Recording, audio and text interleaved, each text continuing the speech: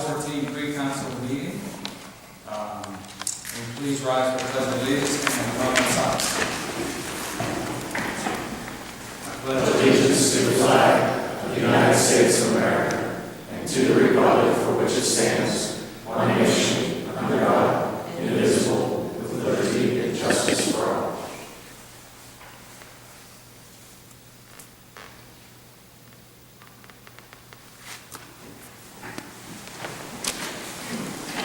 Okay, Ron, can we have a roll call, please? Thank you, Mr. President.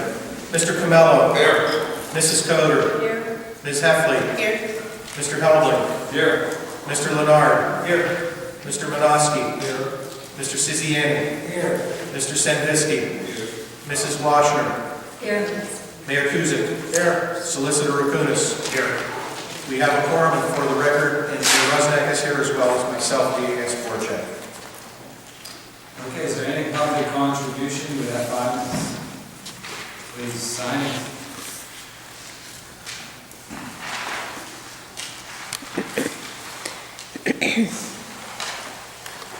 My street's way too long to spell out. Tom Cody, 600 Maryland. Most of you I sent an email to earlier today. I just want to further the conversation about the snow removal ordinance, the consideration of eliminating the warning section. I know we talked about this at the last meeting. I still can't get the bug out of my ear, or bug out of my mind, that anytime restrictions of government are pulled back and it's given more opportunity to be on the offensive, sends red flags over my head. And I know that nothing nefarious, there's no intent of doing anything wrong or trying to offend anybody or bankrupt somebody by citing them endlessly. My only concern is with the removal of the warning from the legislation. You open yourself up to residents just getting citations out of the blue. There may be somebody who moves into the neighborhood who didn't know the ordinance was in existence, and if you're removing the warning, they're violating a law they didn't even realize existed. My suggestion, and it actually came from another Liberty of Bellevue member, was that you offer a one-time warning per season, per winter season. Say a snowfall comes in October, because we get Halloween snowfalls here. Somebody doesn't shovel their walk within 24 hours, they get a warning. Here's a copy of the ordinance that you're in violation of. The next time we see you this past 24 hours, now you're going to be cited. You've been made aware of it. I just think that having steps in place in writing that restrict anybody within the power halls that be from just immediately going to citation is always in the public's best interest. I'm always looking out for those red herrings that could potentially be abused later on down the line. So that's just my thoughts. Thanks. Thank you, Tom. Anybody any comment on that? Jim, any comment? I mean, the way that it was currently structured, I think wasn't working. I think that was the big problem. The problem was sending hundreds of letters out. Yeah, the amendment they didn't come from my office, they came from And suggestions. certainly, I use my discretion, and I spoke to Tom about this. If it's somebody new in town, certainly we always give them a warning. We're getting I guess for the sake of a better term, the finger by a lot of people that know this ordinance has been in place since 2009 and absolutely know how to play the game. But certainly my intent is not to abuse this. It's certainly, I think, across the board, you take it case by case. And this ordinance, strictly for that section 6, is pretty much a waste of time, as it's been proven in my department.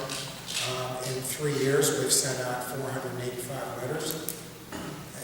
To the point where it's ad nauseum trying to speak about this and trying to move forward.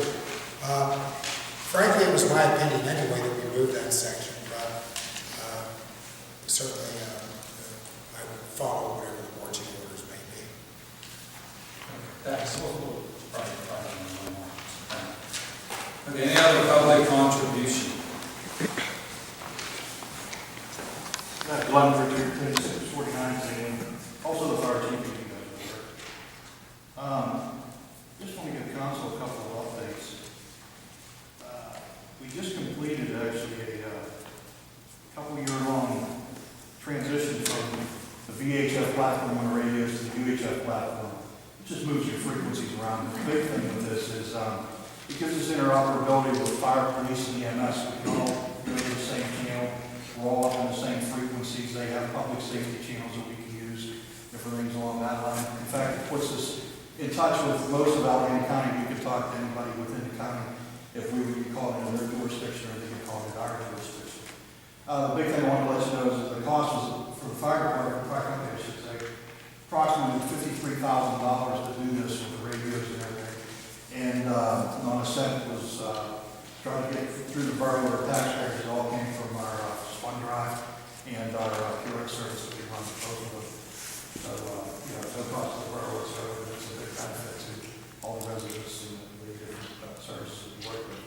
Also, if you look at that, if you see out there, new squad out there, another vehicle in our fleet. It's a 2014. The one that we're using now is currently getting up there in age, and it's 2006. Has a lot of miles on it. We're starting to see a lot of maintenance work on it. So we're looking at putting that as the first out piece in our fleet.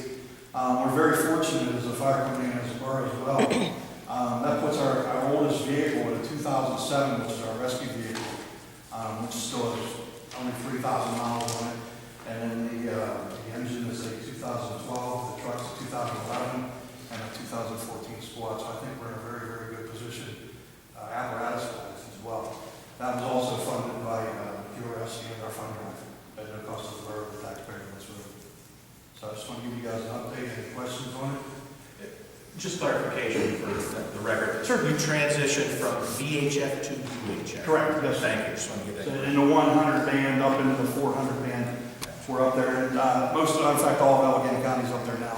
Thank you. We can go into the north, south, east, or west regions. In fact, we can communicate with the city, whoever we need to. We can talk to whatever platform. Like I said, with our police, they're right there with us. Our EMS services, right there with us, and they do have a North Public Safety channel. They can put us all on to talk to all at the same time. Something bad would happen in the area. Okay? Thank you very much. I have a question. Sure. With your new equipment, have you contacted Connie to let the citizens of Bellevue know? I can do that. That's not an issue. It's not a problem at all. So we'll get her to take some pictures if you want. Yeah, for sure. So, okay. I think it'd be a good idea. Okay, thank you very much. Anybody else? Okay. Review of prior meeting minutes for approval. Review of prior meeting minutes. There will be several for the meeting. I have a couple. Okay, anybody have any questions on that? Anybody else? Motion to approve payment of the April bill list. That'll be on next. We did it, Don? Actually, we're approving, again, what we've been doing recently is approving two because Yeah. their vendors fall. It keeps the money flowing to. I'd like to make a motion to approve the April bill list. Second. So move and second to approve the April bill list. Any questions? All those in favor say aye. Nays? Roll call, please. Thank you, Mr. President. Mr. Camello. Aye. Mrs. Coder. Ms. Heffley. Mr. Helding. Aye. Mr. Leonard. Aye. Mr. Minoski. Mr. Siziani. Aye. Mr. Sandvisky. Aye. Mrs. Washner. Aye. Motion carries. Okay, reports. Paul, Mayor. You have in your packet or on your desk a copy of the report. Meter collections 2688.75, meter fines 1,240, police department revenues 4,000. This is from the district magistrate 4,581.39.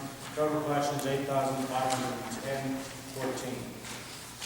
That completes my report. Any questions for the mayor? Okay, next treasurer, Ron. The treasurer's, all the bank balances are in your day packet. We are collecting more than we're spending now, and real estate taxes should begin to roll in, which will help us financially. We did do a temporary transfer. We had taken some reserves from general fund to capital improvement in order to pay the bond. We had to use those funds, but they will be reimbursed as the real estate taxes come in. Just a little note, there's an asterisk in the report. Any questions regarding that subject? Okay, next, tax collector's report, anything there? Nothing. Administration, Ron. Thank you. Staff updates. I have passed on to a number of you resumes that we got in, maybe you want to call one in next week. I'm anxious for your feedback so that I can make some recommendations at the next committee. Pool employees, I think Lynn is going to cover in her section of the meeting. I do have a candidate, Kathy and I talked about, I want to explore the ability to hire a summer person in the clerical position, only because as I analyze the clerical resumes and actually talk to two people, I'm finding that a lot of the people out there right now have restrictions on their schedule. And the chief and I are coordinating very closely because we're going to share this person. Everyone we've talked to has some conflict. The chief has an individual that's been working with them, an intern that's very good. I talked to her today. She's willing to work during the summer and has no restrictions on her schedule. That will allow me some time to send the ad out down the road and maybe get a new pool of applicants for permanence. I've talked to Councilwoman Coder about it. Talked to this person today, really liked her. Don't know where to go from here, whether council approves or disapproves of this. I just want to toss that out for everyone. If we want to discuss it at the council meeting, we can do that when I have a little more information. That's here nor there. If you wish to comment, that's fine. We have the part-time seasonal public works applicants. I have 5 that I've received. I've spoken with Public Works. There are 3 that everyone knows. One is a return person. Again, they're telling me that they would like to at least hire on the one gentleman that's been here every year. They'd like to bring him in as soon as possible. Don't know if council wishes to make a motion to go ahead and do that. That is Bob Dunham. Again, that's what Public Works would like. I don't know what discussion was in the committee meeting. Mrs. Washner, I leave that to you. We only have 5. We budgeted for 8. I've asked everyone to see if we can, if they can identify some more people. We have more openings. I'm going to run the ad again. I wait your comment there. Any questions for Ron? Comments? Can I move forward to bring Mr. Dunham on? Oh, okay. Sorry. I think that would have to take a motion. The rest of them, we can still take a look and analyze applicants. Mr. Dunham's been with us for a while. I'll move the hire Ron Dunham as a summer help. Second. It's been moved and seconded to hire Bob Dunn for summer help. Questions on the motion, comments? Why didn't this get to Public Works? I'm sorry? Why didn't we know about this at Public Works? It was just last week.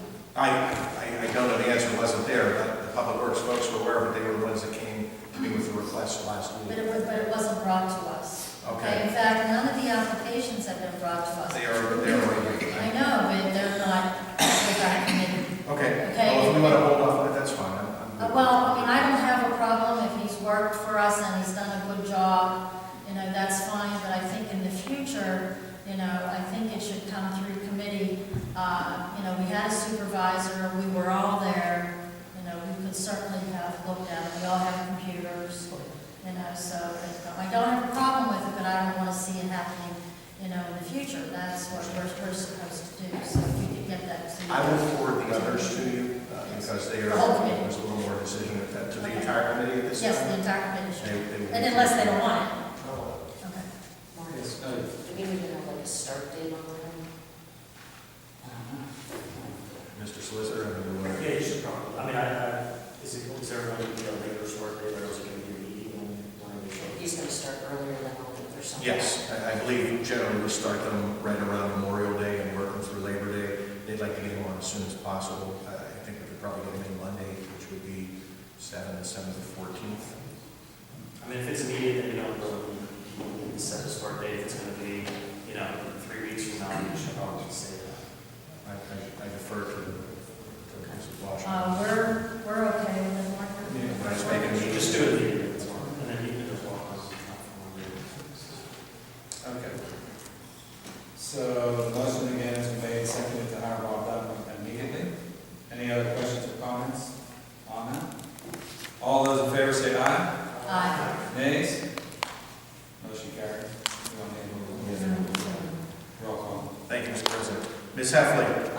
Mr. Helmland? Aye. Mrs. Coder? Aye. Mr. Camello? Mr. Manosky? Mr. Lenard? Aye. Mrs. Washner? Aye. Mr. Senvisky? Mr. Siziani? Motion carries. I thank you, Council. Moving right along, in your packet is a letter from the Shaycott Purchasing Alliance asking if the Bellevue would like to add an additional option year, to accept an option year for salt purchase next year with an increase of 1.1%, taking the price of a ton of salt from $57.52 to $58.15. The reason I put this on and just didn't do it is I want to make very clear that this is our decision to accept that if we so choose. The salt company, Cargill, also has to accept it. So we have to get those into them by May 1st. They would then have 10 days to come back and say, we accept that, or to send it back out for bid. But I would ask the council, again, Mr. Solicitor, don't know if we need a motion or if they're just going to shake their head for me to go ahead and send a letter approving, saying that Bellevue would like to entertain the option year of the salt contract. You should probably get a motion. Okay. So if there's any questions, that letter was in your packet. Do we need to do that today or? I would need to do that today. I want to get that to everybody. I just want to get it off my desk, Mrs. Washner, frankly. Oh, wait a minute, no, it's by May 1st. We can wait until the end of April if you wish to do that. Okay. If you could put that on the agenda, Will do. under DPW. Yep. All right, third item is we did finally receive the FEMA refund of $17,728.38. The email that I put in there, the digit was wrong, it was deposited on the 2nd of April. Next item, we are currently taking credit card payments in both code enforcement, and we're hoping to take them by the swimming pool. We're set up to do that. It's really helped us because the cash flows immediately, and I'm told that we've had several small check amounts when people pay by check. It's reduced that. The downside of that is there is a fee for accepting credit cards. We found it to be approximately 3%. It does vary based on what card that is. I'd like to pass that fee on to those who are using credit or debit cards. Again, Mr. Solicitor, I defer to you on the procedure for doing that, but I would like to get council's approval to do that in any area that we are accepting credit cards, because we do budget very tightly, and I don't know that there's 3% in there to reduce our revenues by. What kind of payments are you accepting? Permits, some minor code violations. We're going to use it at the swimming pool also for pool passes and what have you. Okay, so it would be clearly stated that people using credit card would be Yes. Can it be like, I know sometimes, like if I'm paying a utility bill, it's like a $3.50 fee. Or are you just saying 3%? I'd like to go 3% only because we're paying anything from a $20 permit to a $200 pool pass. If we try to analyze what that is and make it a flat fee, that would make it very difficult. If that's what council wishes, I'll do it. I mean, the average is we're probably almost right on the average is probably somewhere around 100 to 110 for what we'll be collecting fees by credit card for, but I have no history to tell anybody anything scientific about it. This is all new and certainly does get us the cash much quicker and with less risk. Other communities do. Matt, I mean, this is something I'm going to have to think about this, because your fee structures are going to be set all differently. I mean, you're going to have certain fees, I assume, that are set by resolution. Your pool passes and your permit fees are going to be set in different places. I'm trying to think about how to bring those all under one umbrella. Perhaps that's something for the council meeting, but I don't think we stand to lose a whole lot at this point. The chief of this, Mr. President. Our parking ticket online payment system already charges a set fee, but that's through any court which the magistrate's office utilizes as well. They have a fixed fee on there. We don't even see it, they charge on the back end, and we get the full fine up front. So I was just going to throw that out there. We've been doing that for a while. Yeah, maybe that's something that you could work with the company, or they can do that. I'll look into it. Don't know if the folks we're using will do that, but I certainly look into it. Any other questions on that comment? It's going to go back to the solicitor. Take a look at it. I only have one more item that's not on there, Mr. President, if you'll indulge me. I'm taking my notes here so I don't. Please. The last item, finding some very positive news on Streetscape Phase 1. The contractor is finishing up their last project early, and it's very possible that within the next 10 days to 2 weeks, the Streetscape will start. There's a pre-construction meeting scheduled for April 10th at 9 a.m. between CEC Engineering, myself. I'm going to have the chief in there because there's possible traffic control. Joe from DPW, any council's invited to see that they want to get moving very, very quickly based on their schedule. In line with that, Phase 2 is now out to bid. The bid opening is, I know some of council has expressed a desire to be informed of bid openings. The bid opening for Phase 2 will be the 6th of May at 10 a.m. at the COG office. So anyone wishing to participate in that is welcome. I've talked to John Jaquiva. I plan on participating in the bid opening. Again, the reason that's done is the COG is the administrator of that contract, so they're responsible for setting up and gathering bids. But that's May 6th, 2014, 10 a.m. at the COG office in Avalon. Which leads me to another issue. We've got Streetscape starting, Phase 1 and Phase 2. We've also got Recycle Day. There have been issues with storage of equipment and vehicles on the cinder lot. The Streetscape contractor, Bonder Technical, has requested an area to store a construction trailer and pretty much 2 to 3 pieces of equipment and maybe some supplies as the Streetscape progresses through the town. I'm guessing that when Phase 2 happens, it's going to be contiguous. We're going to have that need also. I also have a need to store the tires from the recycle event for a couple of days. We collect them, we're going to have to put about 300 tires somewhere, and then the next week, the vendor will come in and get them and take them away. Columbia Gas is going to be doing some projects this summer. They're going to be, I don't know, Chief, if you could give me you seem to know, there's a very large amount of Columbia Gas work being done in this borough that will necessitate, their reclamation of properties and reclamation of their streets. I need to know where I can send these people to store their equipment because we've had issues with the cinder lot and people not taking proper and appropriate care. Again, I'm open to suggestions, but this all came on me. I'd like to hear what council's thoughts are. Someone suggested, as a matter of fact, Brad Hazelwood suggested that maybe we could use one of the rear lots for the Streetscape project that is not as much in use for public parking. But I'm open to suggestions for that as to what everyone's stance is and where we can go. Okay. Comments, Jim? On the gas, in fact, on here, when they were storing over on a cinder lot, they did a lot of work for us on our own video. Did nothing. So that basically, if they were going to do the same thing over, they said anything? No, I was just anticipating. I know that Columbia's going to do a lot. Columbia generally has a meeting here in May where we talk about that sort of thing, and I was going to try to cover that. But we really, I'm in a bind because it is general practice for a community that has construction to provide a place for the storage. They have to have a construction trailer. And I've asked Public Works. The area at Gelati Field is not very large. We don't have any room at the Public Works garage. We pretty much have our own equipment using up that area. The tires, that will be completed and picked up by the mid-May. I would suggest that perhaps we could put these tires for a couple of days in the parking lot at Memorial Park. Again, it's just a holding place until the recycler comes back and picks them up. But that's about all I can, racking my brain and asking my Public Works, that's about all I can come up with for storage, and that doesn't really help going into the summer.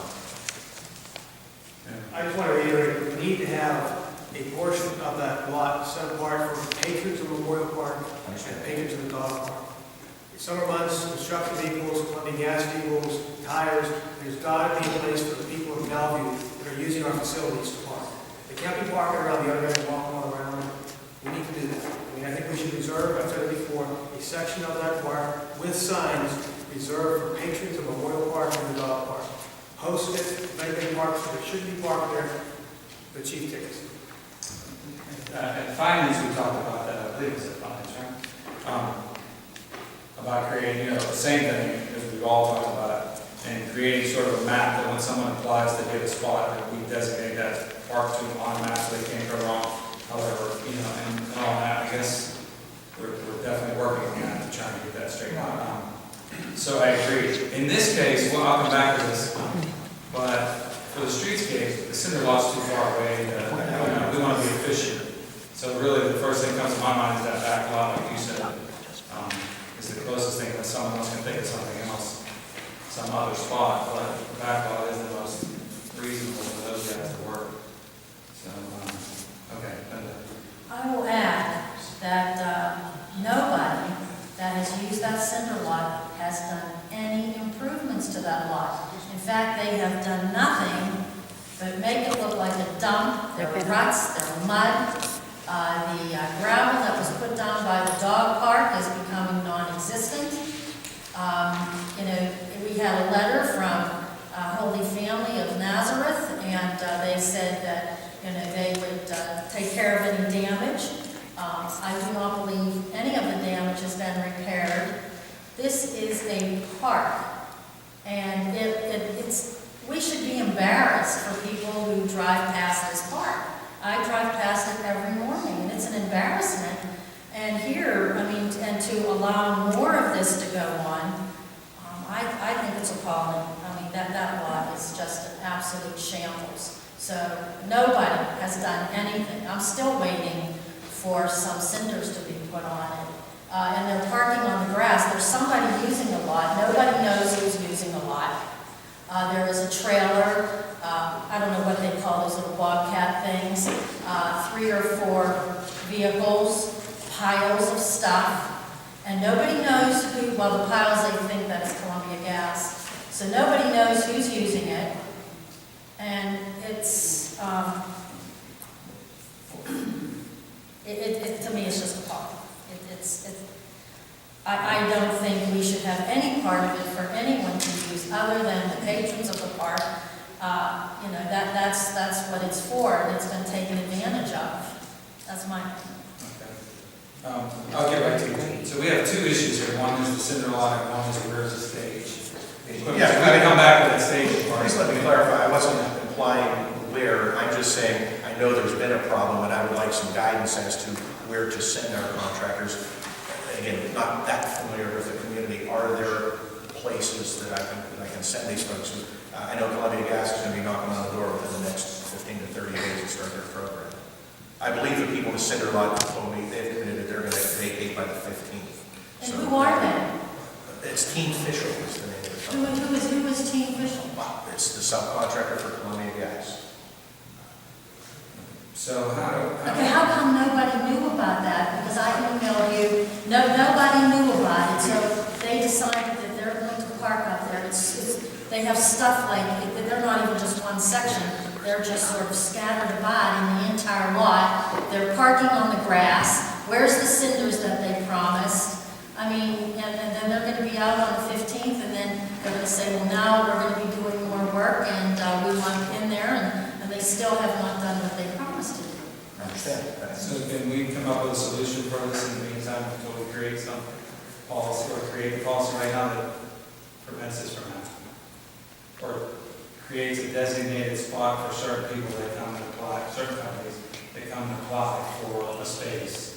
Have to come to the office first, has to be in writing, has to have a map telling them where they can specifically put and the map would be easy because you can use the, I'm talking about. Yes. Sky maps. And so we can set that up quickly so that this doesn't happen again. And I don't know how, we could continue to talk about how to refine it. But for right now, I'll get right to you. But is that one way to solve this right now? That we maybe have to post a sign up there saying you want no parking, must come to the borough office for approval or something? Well, it's a park. We shouldn't be approving anybody other than that's on the agenda, but I did give that, I don't know if I gave that information to Ron. No. Okay, about signs, I don't think that was on my list, but we had talked about it. Oh, I know, Chief Sentner was gonna be talking to, public safety about getting a majority that to put, because there's dumping there, somebody dumped stuff over the hill. So we were talking about putting no dumping, no parking, or parking just for, I think, park patrons. There were a few signs. Chief, did you do anything on that? Joe was saying that the dog, he was adding dog waste works signs to his order, and he had a new dumping sign when he come in, so I think they're scheduled to be delivered. I know what it was, no overnight parking. No, that one, the other one, was, I think council should take it. We didn't know if it was within our authority, and you had said you were going to bring it up with public safety so that we would have a majority.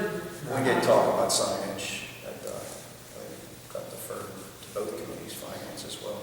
Right. Right, and that's kind of where we left off, you were going to talk to another committee, see if you can get a majority council. But wherever we're at right now, what can we do? Because signs out there prohibiting parking without approval. Or It's a mess, have you passed everything? yes, I mean, Yeah. that's your subject. Do we want to, are there signs, do we need to, maybe at next council meeting, make a motion for a sign that, do we need to approve that, or?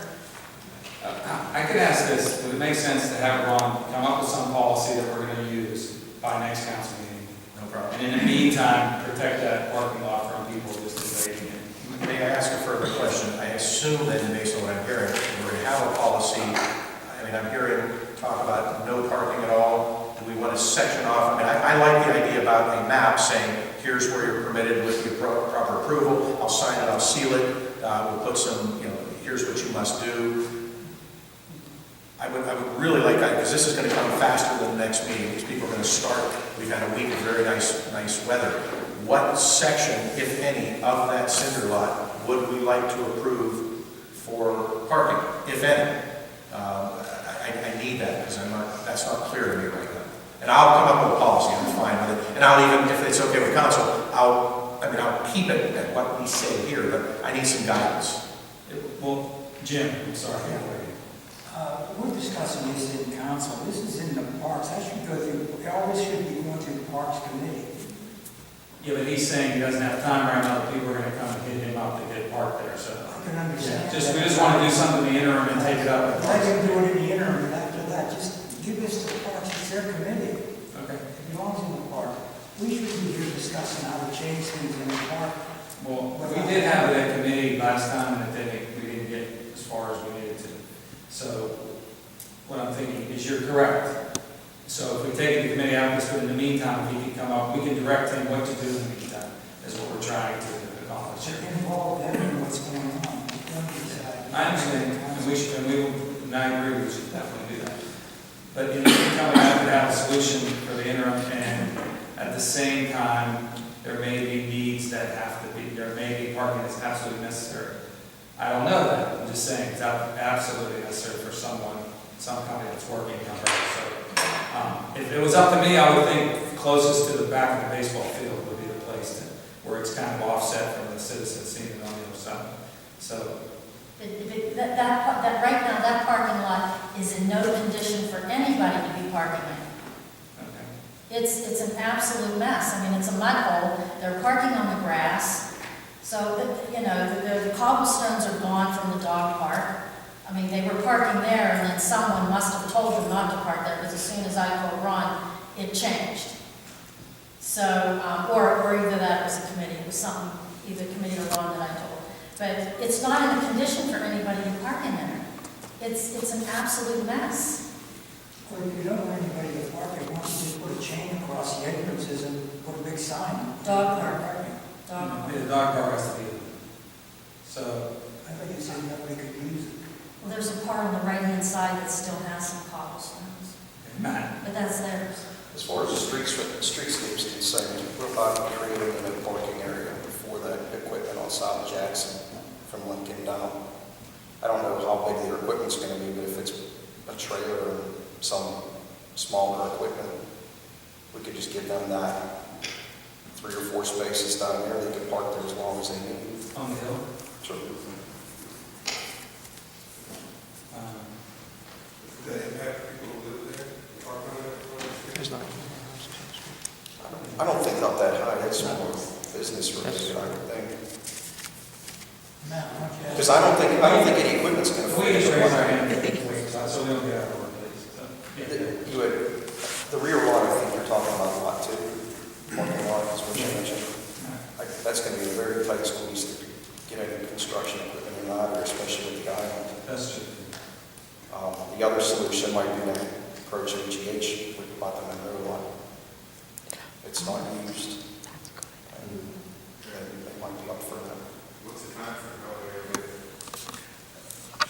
Right now, we're probably looking at least June for phase 1, but understand, we're opening bids and people probably go right into phase 2, which gets them most of the time through the summer. It's not going to be a short-term project. There's $300,000 worth of work being done in our downtown area. I like the idea of approaching HEH.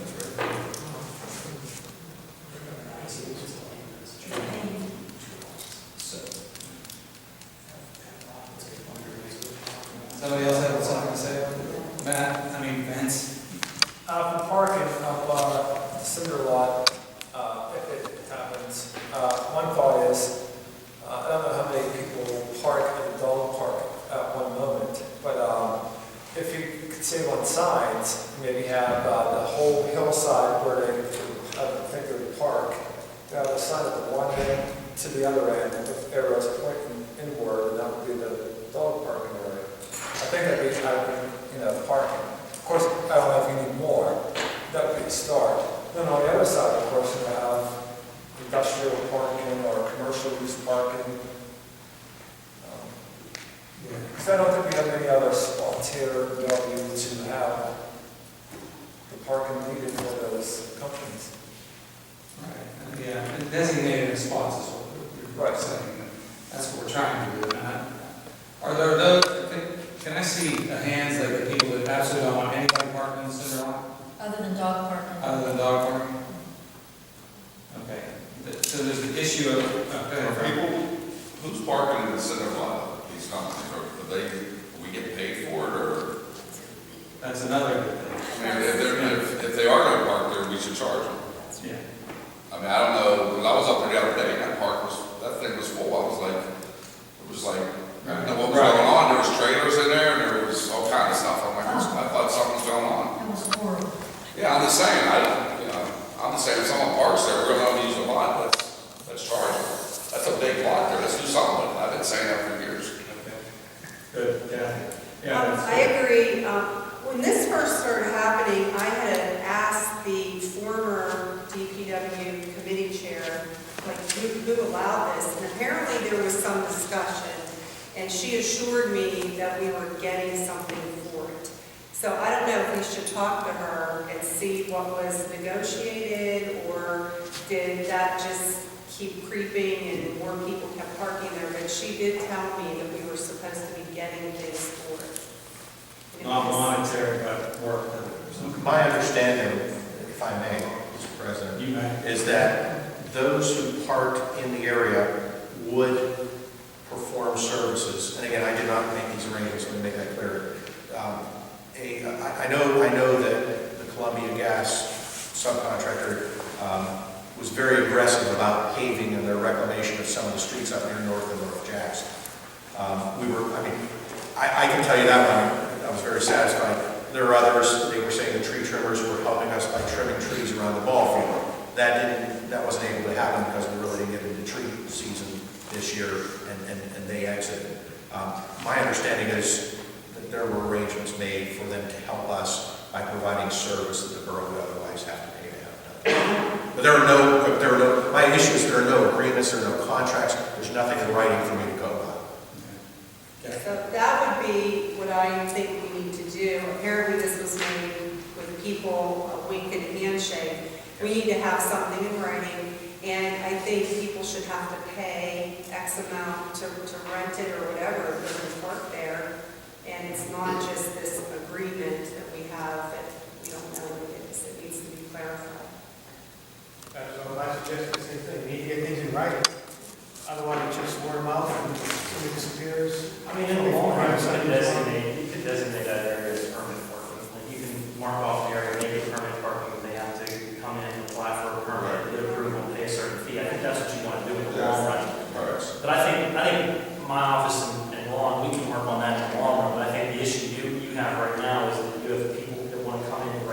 that. Well, so I think we solved the streetscape in one way or another, either South Jackson, or you're suggesting not the River Lot was suggested to me, but the process of coming up with something and getting it through committee and council meeting and committee puts us into the end of April, early May, and I'm guessing that most of these folks are going to want to get started on things in the borough.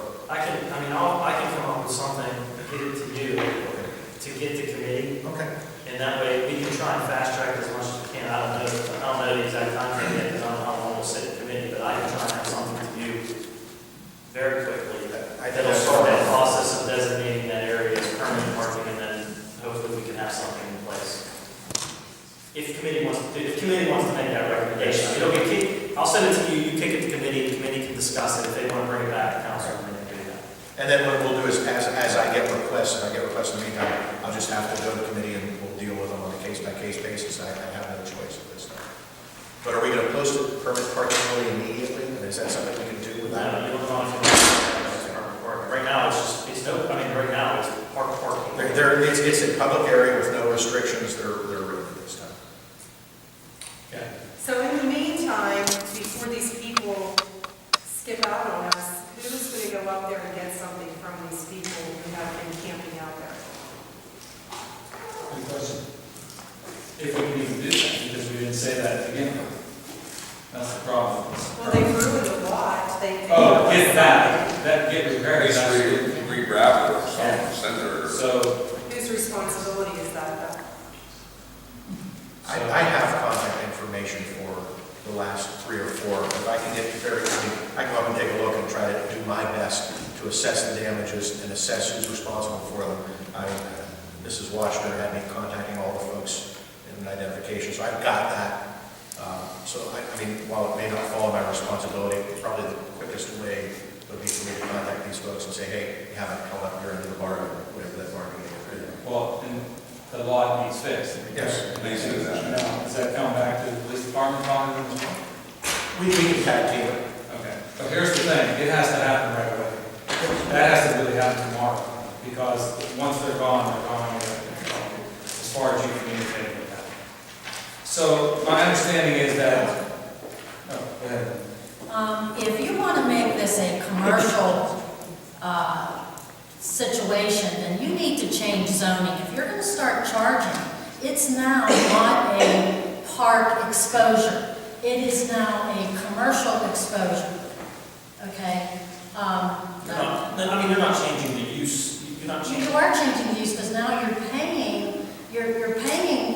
charging someone to park. It's parking, it's under motor vehicle, it's not under like use as far as the use of the property. I understand what you're saying. It's zoned as recreation, not zoned as a commercial parking lot. The primary use is still going to be the park, and it's still. Well, the primary use, most of the time, I rarely see people from the park.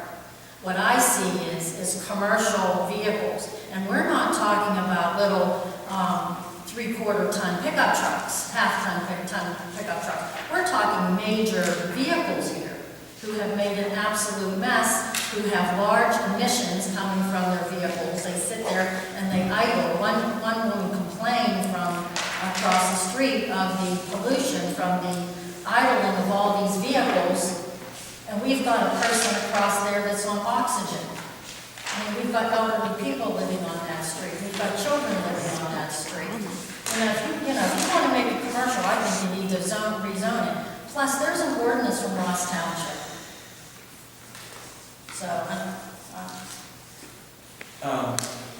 Okay, so we still have 2 issues, what to do in the meantime, and we've kind of solved, I think, let me go back to one real quick.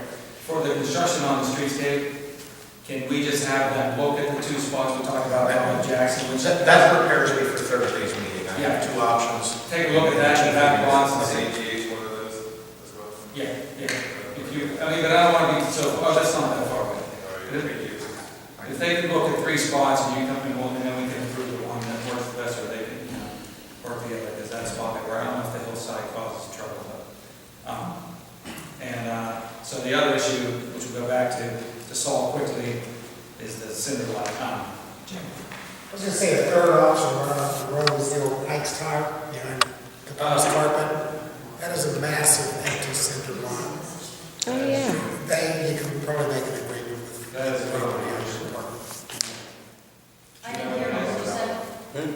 help me with that one, I'm not familiar with it. I'm sure we can. What are you talking about? Ike's Tire. You know, that starts vacant and vacant lot. So if you could put that in this, you can help me know where it's next. Okay, thank you, Jim.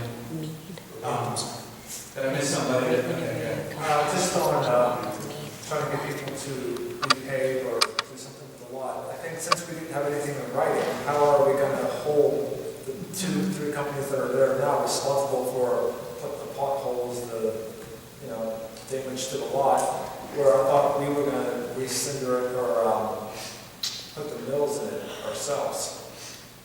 So can we just, to save time, maybe have our department do as they say, drop the millings, fill the holes, and then with these new policies, then go after people with responsibility of the park, or parking. I'm thinking we should try to get them to do that anyway. I understand what you're saying, we did make an agreement, but we still put it on in good faith to do what they should do. At least, they got to do that. So then can we get it filled now though, instead of waiting for the whole process? Right. Until someone, That's going to be up to, how are you going to handle that, requesting that they do take care of the damages? So, I mean, you have holes now, and there's one now, so we want that filled, so how do we? well, we're saying that we want, and my understanding is we want them to fix it. People that have currently taken up the streets. That's, I believe, what I've been hearing. I had Public Works prepared to spread the millings, and then the last rain came and they did not do it. I was going to do that just as a quick fix, and then continue to pursue the people. I understand I'm chasing people who are working around, so I will call them all tomorrow, and I will demand that they do what they promised. But again, we have nothing in writing. None of them made these promises to me. These promises were all made prior, and I'm getting them secondhand. So I will do my best to pursue that first thing in the morning and get these folks to make things better. Could you please let me know at the end of the day? I will do that. Okay. And then, okay, that's a good point. But the best bet is trying to get it from them while we can. So my understanding right now is that this is going to get a policy written up by a solicitor. It's going to come back to committee, and we're going to discuss it in committee and come up with a final policy how we're going to do this. So the other issue on this part is what happens in the meantime. Are we saying nothing happens in the meantime, keep everybody out? Are we saying push them back in the end for now? I mean, so he has an answer. I don't know what council's majority decision is here. So for the next 3 weeks till we go to committee, how do we handle people that come requesting a spot, companies that come requesting a spot? And again, we talk about it a lot, and just, It's the final thing is how do you make sure there's space for people with more important dog? right. The first thing we do, Vince's suggestion, just put up signs, I think the more park and dog park only. If anybody parks where it should be there, i.e. construction people, pretty obvious, then they get ticketed. Okay. And then we move forward and develop a detailed policy for. Totally agree. We have the signs already coming, correct? For the dog woods, I believe. Okay. So the other question is, and that's perfect, the other question is, when people come and approach you for a spot, what do we tell them that are, not just pointing their parking, somebody, the company's going to come and ask them, can we park temporary? How do we want to handle that? Do we want to say nothing until we create a policy? Or do we want to allow them to park in the meantime? Does it come down to where it's an absolute necessity for them to do borough work without that spot, they can't do it? That's the big question. If they're not doing borough work, they can't park. Simple as that. If they're not working in the borough, for Bellevue borough, then they can't park. Okay, so if it's Columbia Gas, for example, working, and that's good, and if they're working the borough, we're going to say, okay, temporarily, and designated spot, push them in the back. Yes, they're doing work in the mill. Okay. Does everybody agree with that? For the temporary? I don't agree, because Yeah, I don't totally think the understand. lot is not in a condition to have anyone there. Yeah, okay. So that's. You're thinking there's a necessity in approaching us? Okay, As that's the the construction season is dependent on weather. Our weather has been consistently above freezing. I believe generally prior to May 1st, quicker these guys can get out and get work done. Columbia Gas is going to do a lot of work in Bellevue this year, replacing lines and reclaiming private properties. They will probably be here all summer. start out, then you call me. So we're agreeing, I'm thinking we're agreeing that for the next 3 weeks till committee and policy, that we will allow contractors only working in the borough for the borough purpose of the borough, with limited use, with good, Do you want to trust the judgment of the chief and I to just Yes. tag team it? Yes. Try and keep it appropriate for the dog park, If council- away from the street. And the people I contacted, I was able to get people. So I don't, while I'll be chasing around, I feel confident I can keep an interaction that wasn't happening. But I think we mean that we want to keep it very limited as well, right? Just for absolute necessity. And again, I think maybe that map should be created quickly, even if it's not perfect, so that contractors that don't pay attention to what you tell them have to, because there's a red area on that map that tells them the only spot they can be is that. Okay. And I would like to see that too, so. I agree with everything you're saying. And with the 3 week span before we get calls stating other companies come into play, can we like try to work on the public works, as I mentioned before, to try to fill the lot? That way, that's filled too. Because right now, I mean, that's a big problem. So, Right. you know, 3 weeks before the big companies come, get it filled and move on. I think that's, yeah, that's the plan we're going to do, right? Yes. Then put the villains. Yes. Okay. Yeah, thank you. Good. So thank you all. Henry, you're pretty good at what we're saying here? Everybody? Except Linda. Except, you know, I Yeah, don't. okay. So that's our temporary solution. Limited usage, a must, needed only basis. I'm just getting on dizzy, so bear with me. These are still making me dizzy. So, okay, so we're good there, and we're good with the construction site. We're going to check that out for that parking for construction. Okay, so we can pass up this subject now. Any other comments? Okay. That concludes my report. Thank you. I was going to ask you. All right, thank you. All right, next. Next, the committee chair reports. Oh, I'm sorry. I'm sorry. I'm blaming everyone on his classes. Engineers. I promise I won't take as long as that discussion. A couple of things are happening here in the next couple of weeks. The 2013 contract repair work is going to start this week. We're going to be televising that place that we need to fix the line on Kendall. And so they're going to be in there over the next couple of weeks fixing that line. They're also going to line a little bit more within the borough. I'll have that list to the DAS as to where that lining is going to occur. We've extended the contract till Memorial Day, so we're giving them some more time to get this fixed. If they don't fix things by that time, then we're looking at pursuing other courses of action to force them or have them pay for damages. So at this point, we're not there yet. So that is going to occur. We attended the ALON conference this past weekend, and we got some positive feedback from the Alcasan people. Mrs. Coder was there, Mr. Borchik was there, and so we unsolicited got positive comments back from Alcasan with respect to what Bellevue is doing, referencing its sanitary sewer repair work and its feasibility study. Now, I didn't know the specifics, but it was just a 5-minute in-passing conversation where they liked what Bellevue has been doing. So, congratulations. I don't want to say it's early, but we've been doing something right, and we've been recognized in a positive way that we're doing something correctly. Now that brings with it the responsibility to follow through, and so that's what Ron and I will be talking about over the next couple of weeks. The sanitary sewer project is part of that, and anything else that comes up in the near future is also part of that. Alcasan Three Rivers Wet Weather is now concentrating on green infrastructure and wet weather mitigation. That is part of the feasibility study. Part of that work is going to be incorporated into the Bain Park DCNR grant. We've worked with the county to try to get some rainfall absorption calculations as to how that's going to occur with respect to the work that we're doing there. That design should be done, I guess, within the next month. possibly by the next committee meeting so that you can see what the final is going to be.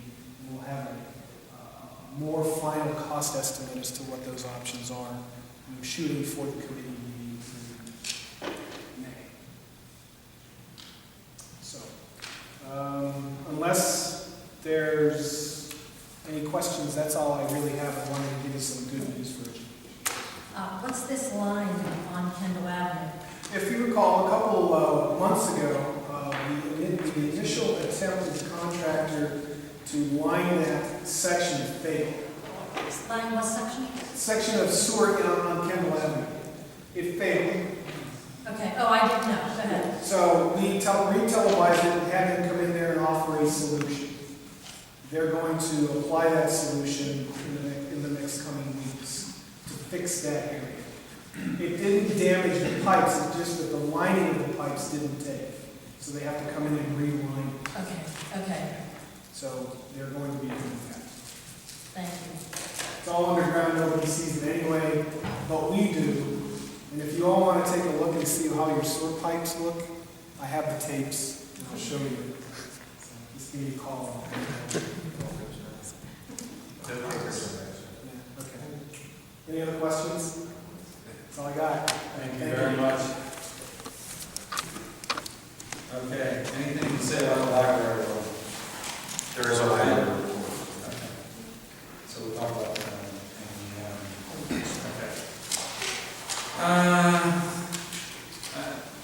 Council, this item, I'm still not familiar with. If council has any reports, they would. Any other reports from council that I don't know? Usually it's northern region or something like that. Okay. Code enforcement. There's a written public safety report. Oh, your report, I'm sorry. We have a written report from code enforcement. Are there any questions on that or comments from you, Jim? Yes. Would you like to discuss your report at all? Not unless there's any questions. Okay. I'm glad you're doing this, thank you for reporting. A couple of things that I've wondered about. We had instituted rental inspections, and there was supposed to be a plan. And where are we on that? Can you report on that for us? Sure, I can have Terry publish a report. We're way into that already. Keep in mind, we're one of these larger rental units. Jeffrey, being the fire marshal of the company, is on those because we cover both the IFC and occupancy. But yeah, we're well into this now. Terry probably has a fairly extensive report. I'll tell her I get one published. We're getting one department. And then one more thing, which I still drive through Bellevue, and apparently it was how many years ago that we were going to be cited if we didn't disconnect our downspouts, and everybody spent all this money, and I still go through Bellevue, and there are a lot of downspouts. Do we have a report on that? Like who's left? Keep in mind, if you see more in the ground, that doesn't mean they're not compliant. A lot of people are putting them into cisterns, French drains, Right. or underground. But how many would you say are left? I believe we're at about 88%, 87 to 88%. That's pretty good. Okay. Any other questions for Jim? Okay, thank you, Jim. Next, committee chair reports. Finance, should Matt do it? if you want? Yeah. Okay. Matt was absent, so Matt, you were the chair. I have no motion, just discuss the social media usage policy. So we discussed the social media usage policy, it's been amended slightly to add a catch-all phrase. Where are we going to go with this? Do we want to try to pass this now or wait till, I'm sorry, the regular meeting?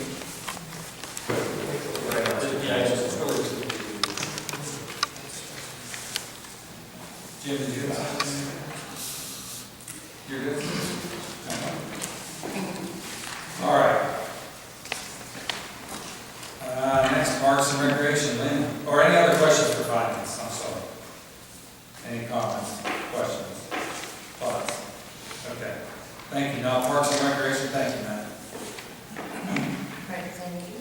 Next week, we will have a few motions. One will be to hire Maureen Grant as the pool manager for the 2014 pool season. Ron and I will be meeting with her on Thursday to go over some new responsibilities that were added to her job description. We'll also have a motion to hire Michael Plazik as the assistant manager. He served as that last year. And we'll also have a motion to approve free admission at Bellevue Pool on July 4th, and also to approve the pool fee schedule, which is in your packet, the passes and such. We will also be interviewing a refreshment stand manager on Thursday. That's not on here, but I expect that it will be for the April meeting.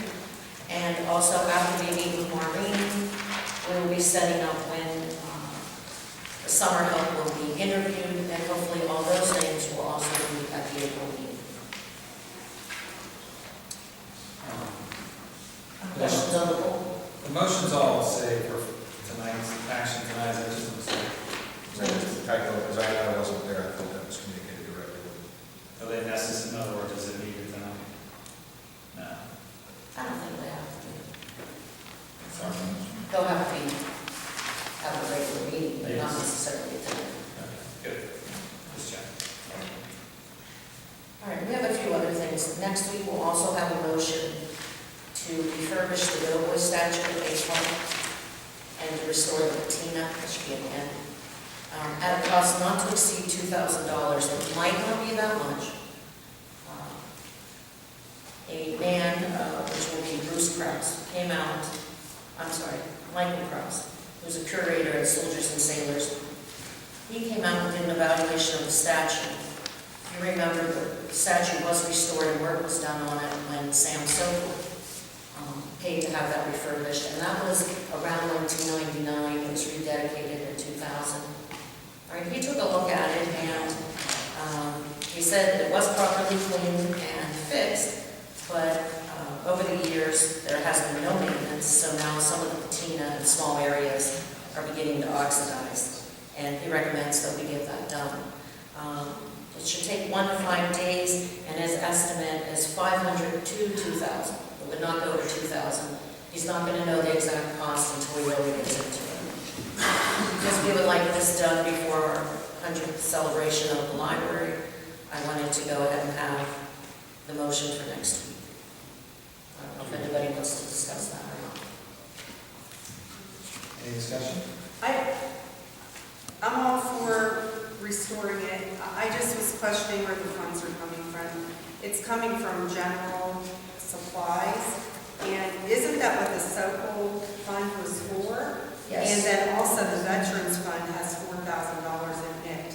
Okay. And I thought that was also supposed to go for veterans. Well, I talked to Ann Moss about that today, and right now, the Sokol Fund is at $2,459.70. So, Well, here it says $4,033.33. Is that the Sokol Fund? March 31st.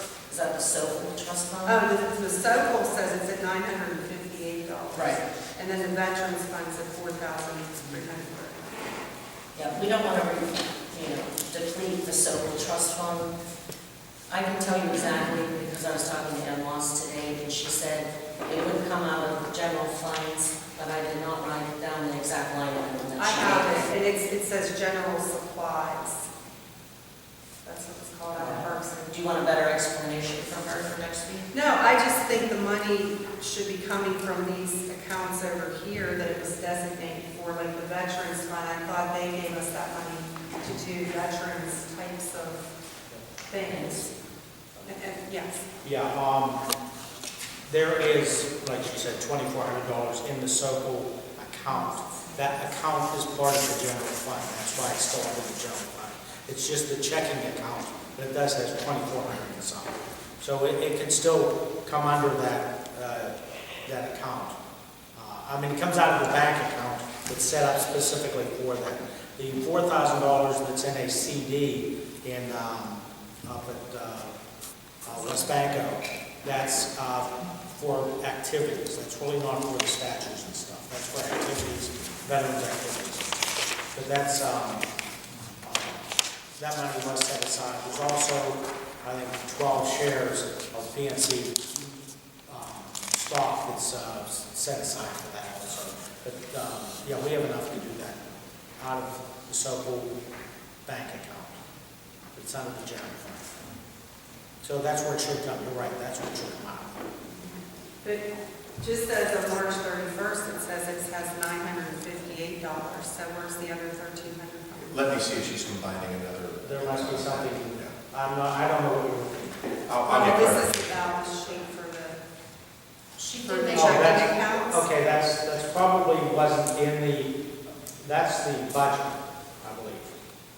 No, I think that's treasurer's. No, Oh, the it's the treasurer's treasurer. report for the balances. She did say there was something specific with checking versus another. It was just indoor recess and I did not write all the notes down. Yeah, She was there just- is, I thought it was about, right around 2,400, it's lower Yeah. than 2,400 now. It's specifically set aside for that statute. Right, $2,459.70 is the balance on the interest account for the statute. The stock value replenished in the interest account is approximately $958.56. So we currently earn a big whopping $25 of interest a year.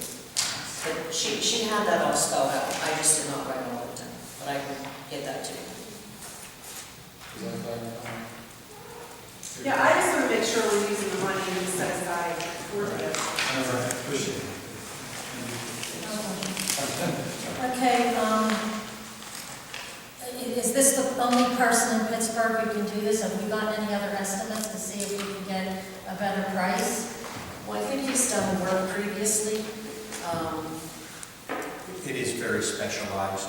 I mean, we. So he is the only one in Pittsburgh who does this? Pretty much. So we can't get any kind of other estimates, and it has to be done now? Well, we would like it done before May. I understand. Yeah.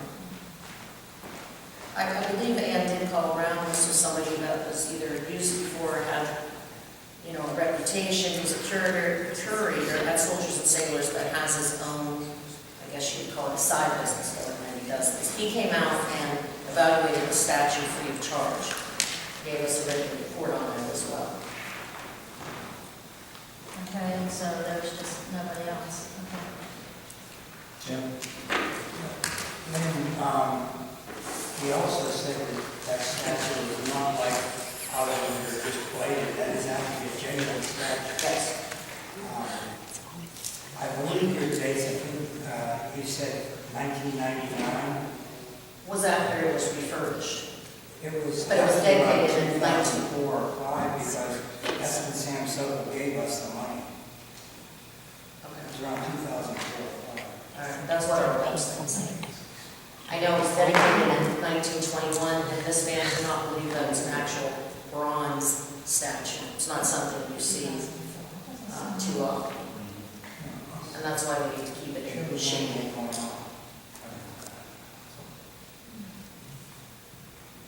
What's that fellow's name again? That's coming out. Michael Kraus, or Kraus, Kraus. All right, so that'll be on the agenda next week. We talked about full summer help. We'll also need to, I think I mentioned that, approve the pool passes. Going on to the library, we have a bunch of exciting things happening out there. One, last week at our meeting, Bill Callahan of the PA Historical Museum Commission of Western Pennsylvania came to our meeting. He also met myself at Beta Park and toured the park and the library. And he's been a very good source of information. What we're doing now is we're going to pursue a listing for the library on the National Register of Historical Places. The National Registry is a list of the nation's significant historical properties. Before anyone says it's already on it, it is not. It was just designated in '76 as a historic building from the Pittsburgh History and Landmarks Foundation, which gives you a plaque, and that's all you get. Now, if we get this designation, it will open us up for many other grant opportunities, including Keystone Project grants. And according to Mr. Callahan, the history of Main Library, the fact that that family deeded the 4 acres to the park, to the borough, that we've established a park up there, and and that it's almost like a package deal, will make us more attractive to get funding, to get the designation. Okay, so the first step is to complete a historic resources survey form. Work's already started on that. Through Bill Callahan, we are also made aware of a Keystone Library grant, which Ron got the letter of intent in. We worked quickly on that. That was filed by April 5th. We're going to follow up with that and write a grant. And one of the main goals is to have a building assessment and facilities maintenance plan prepared. Now, we could wait and see if we get a grant, but that would be over a year, and we really do not want to wait. He said that he was very impressed by our library. It does need work. He said you can tell it's fallen into disrepair. But if we would get moving on it, that, you know, he was super impressed with it. So he's also putting us in contact with a number of different people and organizations who would come out and do the assessment.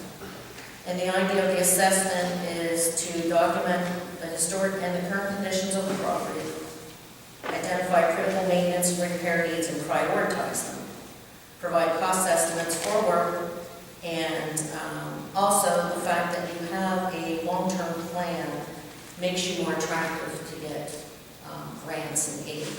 Instead of what we've been doing is a kind of a Band-Aid approach, this will give us a long-term plan. All right, and he said, you know, you get more bonus points if you actually have a coherent planning and assessment process. So he's going to put us in touch with different facilities that would come out, and my intention is not to wait a year to get a grant to see if we'll pay for that, but to get that done, and so that we can move forward with the plan. In the meantime, we also found out through Senator Fontana's office that we were meeting with last month that we could qualify for another DCNR grant from the Bureau of Recreation and Conservation. And we have till April 16th to work on that, and Ron and John are going to work on that. And we're going to try to get a grant for playground equipment. And the library and the park, we're tying that in together. It's the same thing. We want some kind of 5-year plan. Where are we going with that? And how can we get there?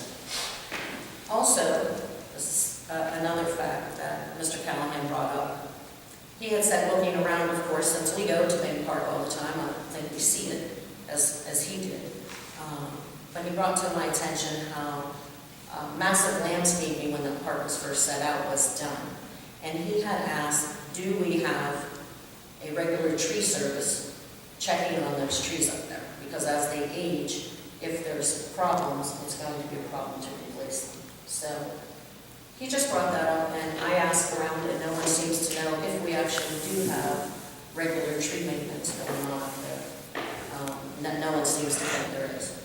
So my question is, how do we go about it?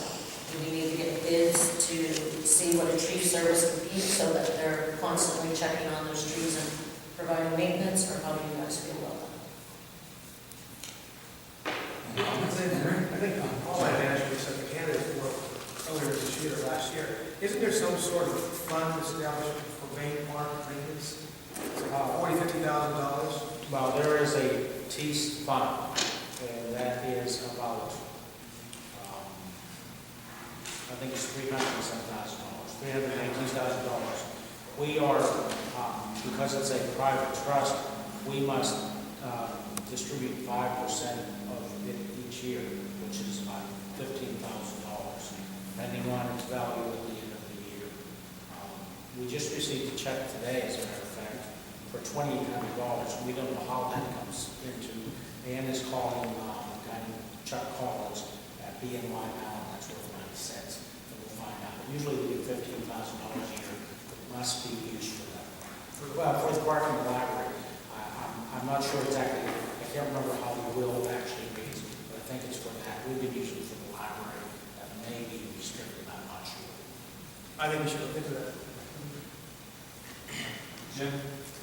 Yeah, Mr. Linjo quoted that work with you game like he worked with trees all those years. Maybe if you contacted him, and he might give you some ideas on the road that's going on. Isn't there a woman that's an arborist that goes around checking on them? She goes around and finds what's wrong with the tree. She's very good at it. She said he's worked with trees, he knows how to handle pruning them, he knows handle planting.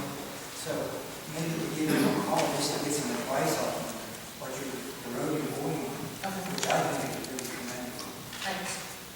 Actually, if I may, Mr. President, Mrs. Washington's correct. There was a resident that isn't a licensed arborist that's been doing maintenance on the trees. She took our supervisor and I around for a tour. But again, nothing's formal, nothing's written. There's no scope of the work. It's kind of a kindred soul helping us out. Yeah, I haven't seen her recently. I have not either. But she always makes herself known to me, so. And she's very good at it. We just don't give her a ladder. Does Bellevue have any tree programs right now? Well, that was another question. Where are we in the shade tree commission that we need for tree life list? Actually, I Sort of died. think with all the changes that hasn't been in the committee, I'm very happy with the committee. Please. And so, go ahead. Well, I guess with the streetscape too, we're going to be getting more trees on the main street, correct? So I guess we need to look into tree programs that are out there all over the park. Yeah, good context. Yeah, good. So that's going to come back to you again, and hopefully we get something. So thanks. Okay. Couple more Okay, things. so All right, just so you know, the Parks Committee will be looking into that, we'll bring you more information. Main library update, the painting and woodwork repair is ongoing, and DPW will also be doing some repair work. They're going to fix some concrete up there and clean the outside of the library and some other small items before the May celebration. The pediment colors have been found. And, yes. So it's my understanding that DPW will paint them, and then just questioning, are they going to install them, or is that something that needs help? Our DPW tells me that they are very resistant to install them because of the sensitivity. I'm not sure where to go on that too. I can use little guides. Is there someone we can call like that? yeah, going back to the original plan, it was a different situation at the end, and we were going to work together and did it right. So At now this we're point, if they feel that there's no one there that wants to do it, Yeah, they're I guess the only thing to do is to get some pricing on it. what kind of company can we call? We're talking months to Yeah, it's just a general problem. Let me think about that. Okay, let me know. All right, and also the library centennial celebration is still ongoing. Don't forget, it's May 17th, Saturday, 11 to 3. The next meeting is April 21st at 4 o'clock, but I must tell you, the plans are great, but we're going to need council and other people to commit to helping to work that event. It can't be a small committee manning all the booths and the refreshments and the kids games and everything else. So, if possible, I wish you would tell me privately if you think you can come that day. It's 11 to 3, or if you can come at least for part. But we do need people to help. And I think that's it, unless anybody else has a question. I have a real quick question, and I think you actually answered it in response to another question. But it's become an incredibly tricky park apparatus park. I mean, in the teeter totter is gone, the spinning wheel is gone, the stage coach used to be gone. It's like 5 pieces of apparatus that disappeared in the last 2 years. And there's some of it was safety reasons. And Matt and I was talking about this in the last public safety meeting. Families that have small children or autistic children, in my case, we live for those things. We love that park. Every time we go up to it, it's less than 150. You know, we need to get more apparatus in different small. The skateboard parks are great for kids that can skateboard and bicycle and things like that. For kids that can't do that, that's where the park will be regular park apparatus. That's why I want to have some kind of long-term plan. Because I think in the past, and I don't fault anyone, but there was a little money, so we bought that piece, and that piece didn't necessarily go with that piece, and there wasn't a grand plan for how it was laid out. And now we have the tennis courts that are gone in the open areas, and we really want to sit down with someone who knows what they're doing and work up a grand plan. The skateboard park keeps expanding, and the rest of the park keeps contracting. That's not a good thing. You might disagree, but I know. That's what the DCNR grant is for. That's what we talked to Senator Fontana's office about, is for equipment. And when I attended, we were talking like maybe $100,000. Did he say what the limit was when we talked to him? I think we applied for 75,000. 75? So we are, Well, we are going to bring in professionals instead of people like us looking in the catalog.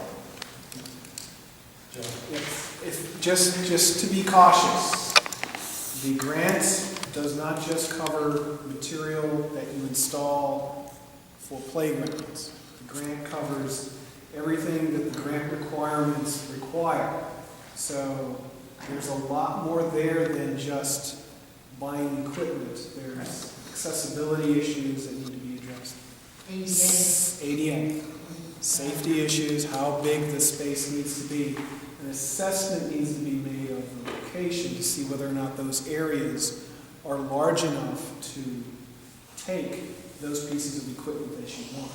So we may end up having to expand the areas that currently have the sliding board, the teeter-totter, the monkey bars, whatever. So, and then those things have to be evaluated to see whether they are up to the latest codes. So there's more to it than just buying the equipment. There's all that stuff that goes up front before. So I just want to make sure that if anybody's thinking all we're doing is going out and buying equipment and putting it in the ground, that's only part of it. So I just Now, why I said that is you can apply for many reasons. correct. For this first DCNR, the goal was for the playground. Yes. The National Historic Designation is for the library. So just, that's all. I understand. Do you know why the other apparatus were removed, the teeter-totter, the spinning thing? Was that Well, safe? the spinning wheel, I can tell you myself as a teacher who takes kids up there, we would never allow kids to go on it because people would go fast and people fell off. And there was a resident who last year, her daughter, who was in 6th grade, was on it with a bunch of kids, and her leg got caught underneath and she broke it in many places. And she came to the borough, and she wasn't the first person to come to the borough and say, I really don't think that's safe and it's nice and rusty. So that's kind of how that piece disappeared. And the teeter-totter? I'm not sure about that. The teeter-totter perceived me. I can tell you that the last piece of equipment. I was there a couple months ago, I didn't receive it. But going backwards to the spinning Right. apparatus, when our public works started looking at it, it was so rotted out that when they went to take it, we were actually going to try to make some kind of a trick out of it for the skate park and try to keep it. It literally disintegrated as they were attempting to loosen and adjust it. I can't address the other equipment because that preceded me. I assume with that genre of equipment being metal, that rust never sleeps. I believe it.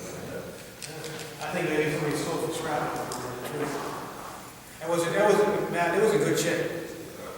It's recently repainted, it was a good chip. I know it's What one was small the thing, chip? but it's our property, we need to find out what happens to this stuff. Well, was that the piece, didn't one piece get moved to Memorial Park not too long ago? It's a little white teeter-totter. I don't know.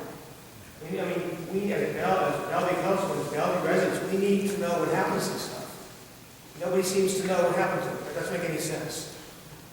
By the next council meeting, I hope somebody can give me the answer what happened to that teeter-totter. That's what I'm saying, but I'd like to know that. I think it's a Mark Stack. I don't know. That calling?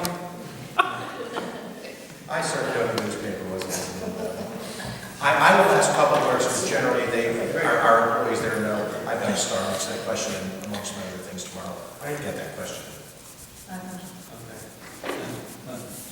I'll make a comment about that, because there used to be a really nice slide there, and people complained about safety, kids are hanging on it. You know, somebody falls in the skate class, that's okay, but, you know, kids hanging and somebody breaks an arm in the other part, and that's not okay, so it's just, but anyway, Bellevue pool fee schedule, is that the same as what it was that we approved last year? No, there are a few changes. Okay, what are the, I can tell you. I know I have. This was all recommended from the office because of problems they had over the past years or suggestions. And we were following, we discussed it at committee, and we were following their suggestions. So if you look, one of their suggestions, the family pass is 5 passes. And, okay, but you can now change it. I think that stays the same. Okay, never mind, let me go to the next one. Single parent and 1 child. We increased that price for non-residents slightly, because many non-resident parents were trying to come up, purchase the parent-child for $125, and then come and say, I want to put on an additional child. You see, I put an additional child on the family pass for another $25. So,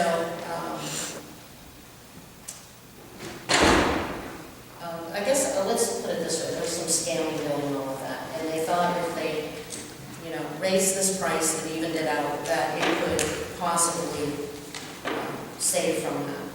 So the discount for non-residents is the same as a resident, which is $50 off the family pass. A parent-child would be $175 Wait, for this looks like there's non-residents. a $75 difference. Am I looking at something wrong? No, well, last year it was $125. Okay, last year for a non-resident was $125, this year it's going up to $175. Okay, wait a minute, are you talking about the pool passes family? I think she was talking about single parent, One one child. child, and skip over. A single parent, 1 child, okay, I got it, go ahead. So that was one of the changes recommended by the office. And the other change was when you rent for pool party rates. After you have 25 people, each additional 25 people was $15, which really didn't even cover the cost of another lifeguard. So that was just increased to the 25.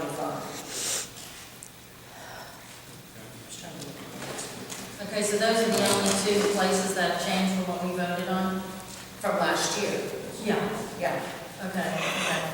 And now, what kind of proof do they have to provide that they live in the borough? What are we requiring for proof? Generally, what they've been doing, Mr. Walker, is we'll see some identification, and based on residency zip code, we're able to go onto the internet and ascertain what borough is in. And it's been, with a few exceptions, pretty successful. Okay, have we been making photocopies of that and stapling it to the application? I'm not sure what internal controls are done. Most of the passes were purchased at the front desk, and Kathy was in charge of that. I don't know that we're doing that backup. I believe she's just checking and signing off that she examined the ID, that they were. Can we have some internal controls that I think that's something we're going to discuss with Mark. Yeah, this is my first cycle, so I'll try. There are a couple of suggestions that have been made that we're going to try and institute. Yeah, so that there's some backup that says, okay, this is the proof that we received from this person that they live here. And then, like for children, because some people were saying that their children, of course, different names in the family. Is there a way that the school would cooperate with us or anything to see who those children actually? Well, probably Terry Mills would know better than anyone, because I know the school often calls her to see if people actually live here, so she would probably have a better list as the census enumerator than the school. Okay, but how up to date is our census? So it must be pretty good if you have people respond it. I don't think it's been updated too much in the recent couple of years, I can tell you that. Okay, so maybe we need to work on that, but okay, so, but some sort of background, Right. something to show, okay, yes, this person lives here. Right, we were going to discuss that on Thursday, and also for next year, we're looking into a different pass system, but there wasn't enough time to really purchase one and get that going, but we're looking into more, that would hold people more accountable, or using more technology for passes next year. Scanning codes. Yeah, scanning codes, IDs, that sort of stuff. So that's all being looked into. We know that's a problem out there, and we're trying to do the best we can. I agree with you, and then photocopying the license. That's something that's all great suggestion. Anybody can give you an address of where they live. Well, that was the purpose for adjusting some of the rates with children, is that, it was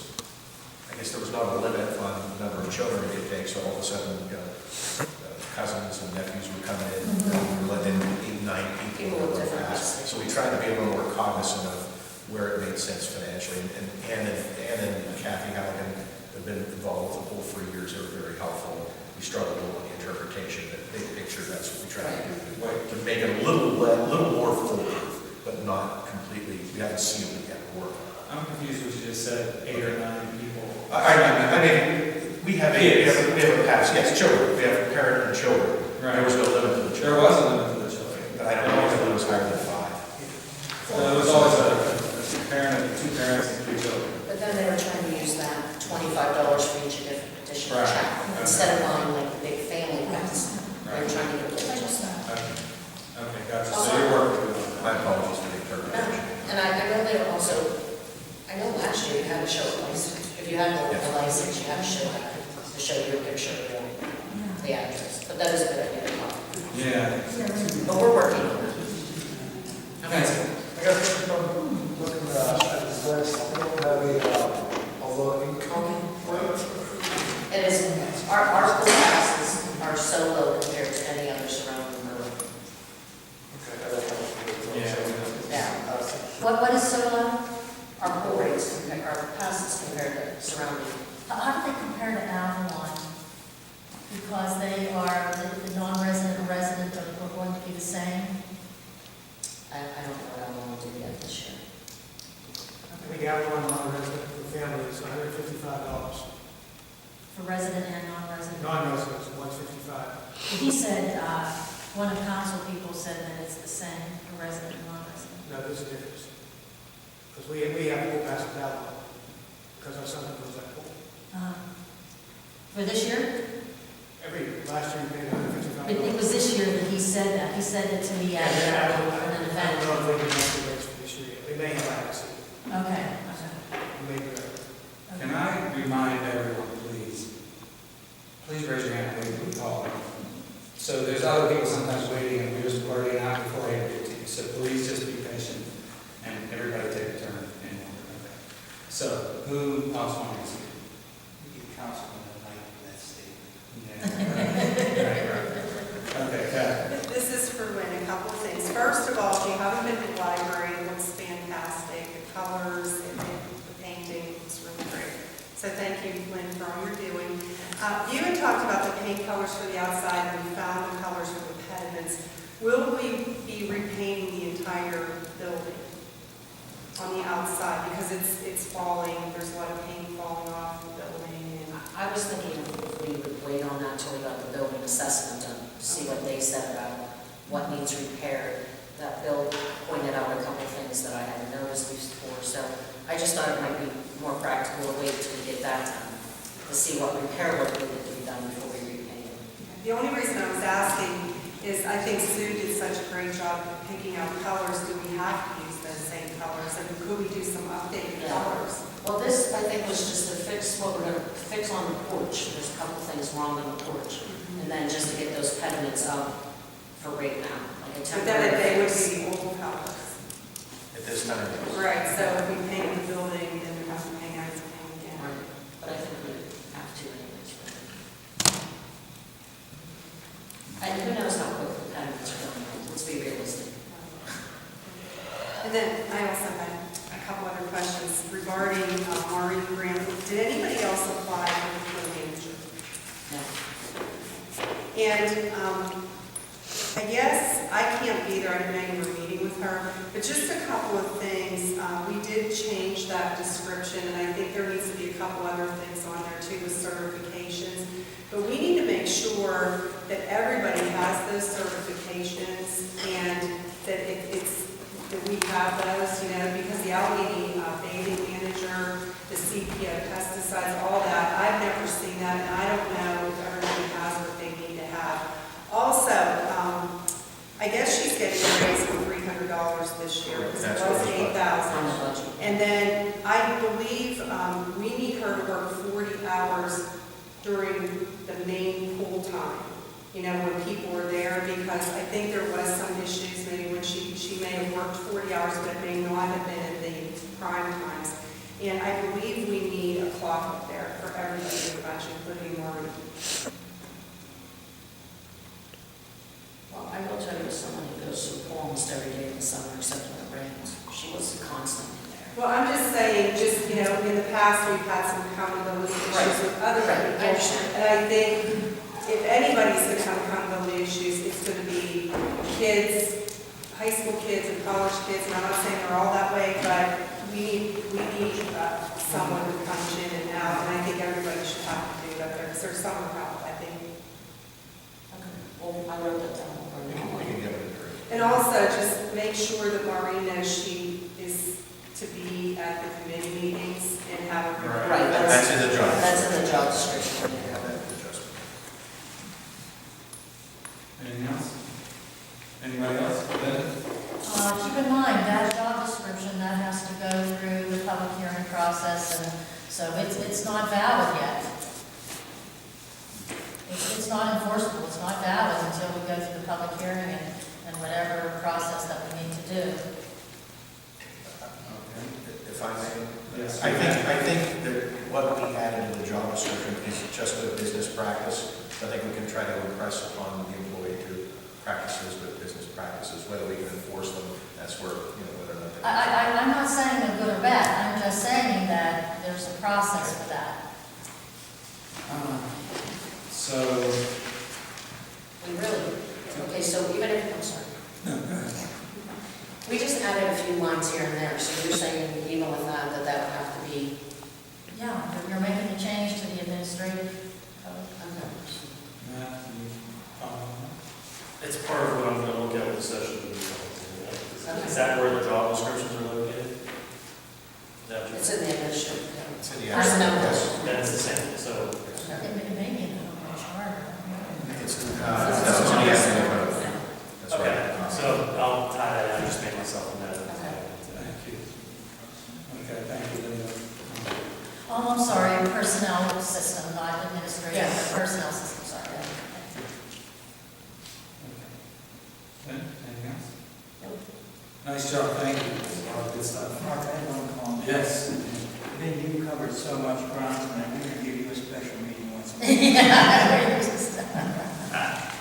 Lots getting done in that committee, very good. Thank you. Thank you. Any other questions for Lynn, comments on Parks and Recreation? Okay, next. Public Works, Linda. Okay. This would be for the 22nd to approve the lawnmower purchase of Hastings Hardware for $5,259. And he did get 3 estimates. He looked 3 different places. And then this was just brought to my attention about, because it was Hastings Hardware. And this is, there's 2 different prices here. Ron, do you know anything about I'm this? sorry about that. Because this isn't what our supervisor told us. He said $5,250. I believe the extra is to purchase a walk-behind sulky. But that was supposed to be in the $5,259 to walk behind. Right. That was supposed to be included in that, but he has regular price, $5,699, non-profit price, $4,899. Why is it different than what he told us at the committee? Again, I wasn't at the committee, but I believe commercial walk-behind mower, I believe the $48.99 is the cost of the mower unit. And then And the the extra walk-behind- $300 is the walk-behind addition that bolts to it, or $400. That sounds right. Yes, Okay. because I was surprised when I saw the number also, and it does Yeah, cost. well, that would be us, not a problem. And I know I emailed you to check to see, because he said he didn't go through CoStarz. And did you check with CoStarz? CoStarz has other makes and models. They didn't have Snapper? They did not have Snapper, but this is by state contract, which also is an avenue that It is is a- very successful with us. Okay.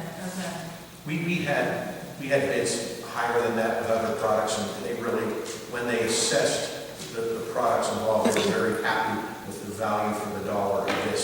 They were surprised at the quality versus some of the other brands we used. And there were 3 estimates, because he had them there at the meeting. So he did do 3 estimates for us, so.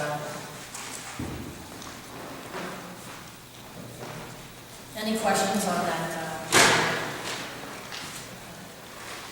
Is there, Cinder Lot, I think we've discussed that to death. I don't think we need anything. Does anybody have any other questions? Okay. That concludes my report. Thank you, Linda. Public safety. Jim? There's a motion to take from the table for the third reading and further discussion, revision of ordinance 10-06, snow and ice removal for action 422 in our council meeting. Okay, discussion. Straw Summer Avenue stop sign. I had several neighbors approach me requesting to look into putting a stop sign at the corner of Straw and Summer. Even though when you're pulling from one street to another, you're supposed to stop, people don't in many cases. And I also broadside twice. My neighbors have told me the same thing. Wow. Simple fix. And I know that some departments, we actually talked about the last couple of public safety meetings. I think the chief mentioned that we might need an opinion from the solicitor on if we need to reopen something and put a new stop sign up or not necessary.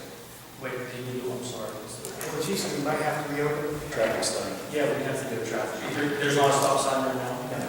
Then you're, yeah, you'll need a traffic study to do that. So what's the process for that? Well, we'll do that, chief. Is that what you want to do? Do you think that's good? Is that a good We recommendation? have a couple other intersections that are traffic control lines that we need studies on too, so we might as well tie it all together. Can we set a date on that? So when we can start that at least? In the next couple of weeks. Yeah, I'll work directly with the chief. We'll get that in. Okay, I just didn't want this one.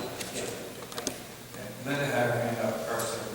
Okay, it's about the snow and ice removal. I too I'm very uneasy about that. And I can understand, sending out all these letters, but is there a way to have maybe the first offense to be less expensive and, as opposed then to the second? I just feel uneasy, not giving notice, and then you have people that live there, but then you have landlords. And I commute from Bellevue to Ross every day. There's no snow in Ross, or there's no snow in Bellevue, but there's snow in Ross. So yes, you can have different levels of snow in different communities.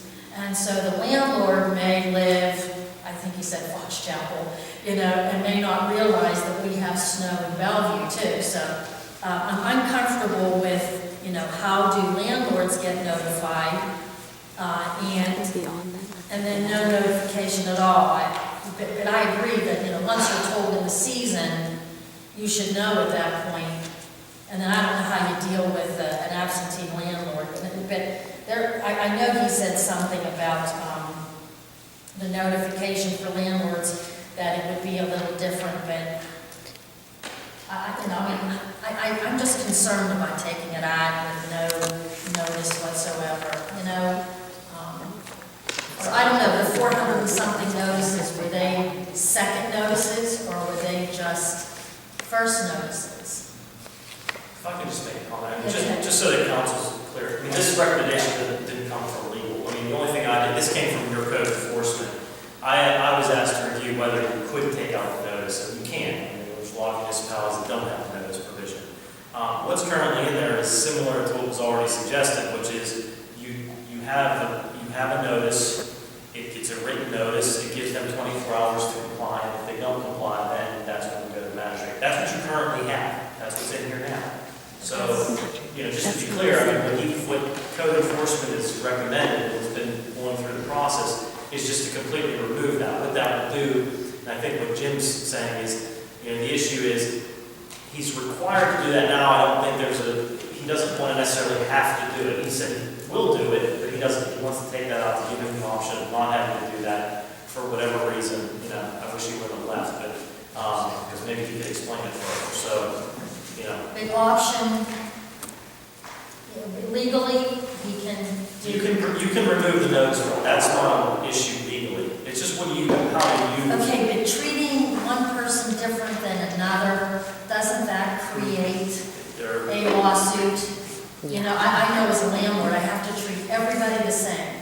So now you have Joe down the street, he gets a notice, but But Emily, who people don't particularly like, she's given a fine, so, you know, I'm concerned, but I agree, I mean, And how I'm not many sure how notices Jim- can you give? I'm not sure how Jim intends to handle it or why it exactly came to this suggestion. Is there a way of doing like one notice for the year, and if you then don't abide by for the rest of the year, then that's it?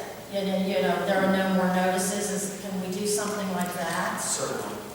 I mean, these are just suggestions, I just feel uncomfortable with no notice and then treating someone different than another. You know, making it open like that. When you do that, you know, someone else finds out, now there's a discrimination, gee, you know, I'm a female and that was a male and they were treated differently because of that, or, you know, it's the discrimination thing. Okay. Vincent, you were next, is it on this topic right now, we're on right now? Or you want to wait till we're on that topic you were on? Yeah, I'll wait. Okay, Henry. But Tom had a good suggestion, that we just send a first notice, is just a warning notice, and then repeat offenses, they get fined. As to Linda's question about the landlords, have Jim or his assistant go on the county website, type in the property name, see who owns it, and send a mail delivery on the property. Absolutely. Yeah, I don't think that's the issue. I don't think that's the issue with Jen. I think what Jen's saying is more of the having the repeated notice, I guess. I mean, if I remember correctly, it was that each snowfall, he's got to issue a new notice, give another 24 hours, then go to the magistrate. And his issue was by the time he was processing a repeat offender who was just leaving it go, it would be June. You know what I'm saying? And I think that's what his issue was, is he wants to try and be able to expedite the process, and I think this was his suggestion to do that. I think, and I hope I'm not speaking out of turn, yeah, I think that's what his issue was.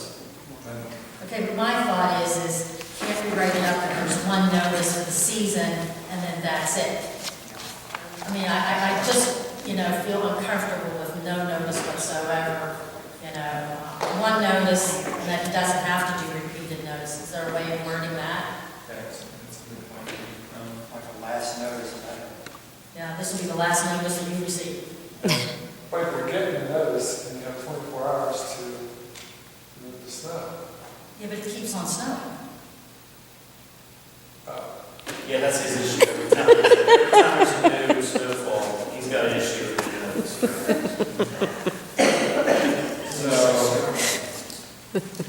Okay. Jim, did you have something?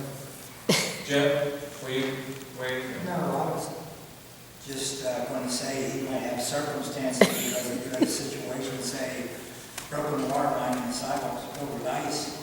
For example, he'd send a letter and get a response. He may have something else on his mind. I think what the main thing is just to send one letter, like as a master letter, you're not going to receive any other notice. Should be sufficient. Any other comments on this? Jim and I helped him with the snow and ice removal and get his citations on or probably 60, 70 total. But what the solicitor indicated was correct. Every event created a new offense. Yeah. And I like I think the idea, and we can help him out with this, because if he gets overwhelmed like he did, if you're warned once, you're in the computer system. If you're the same property owner, you already got your warning. And then you're probably going to have a citation, and you're probably going to have another citation. And if you were talking about the fines, change the sliding fine, and leave it up to the magistrate to decide. And that way it's fair. You're talking about so-and-so did this and that.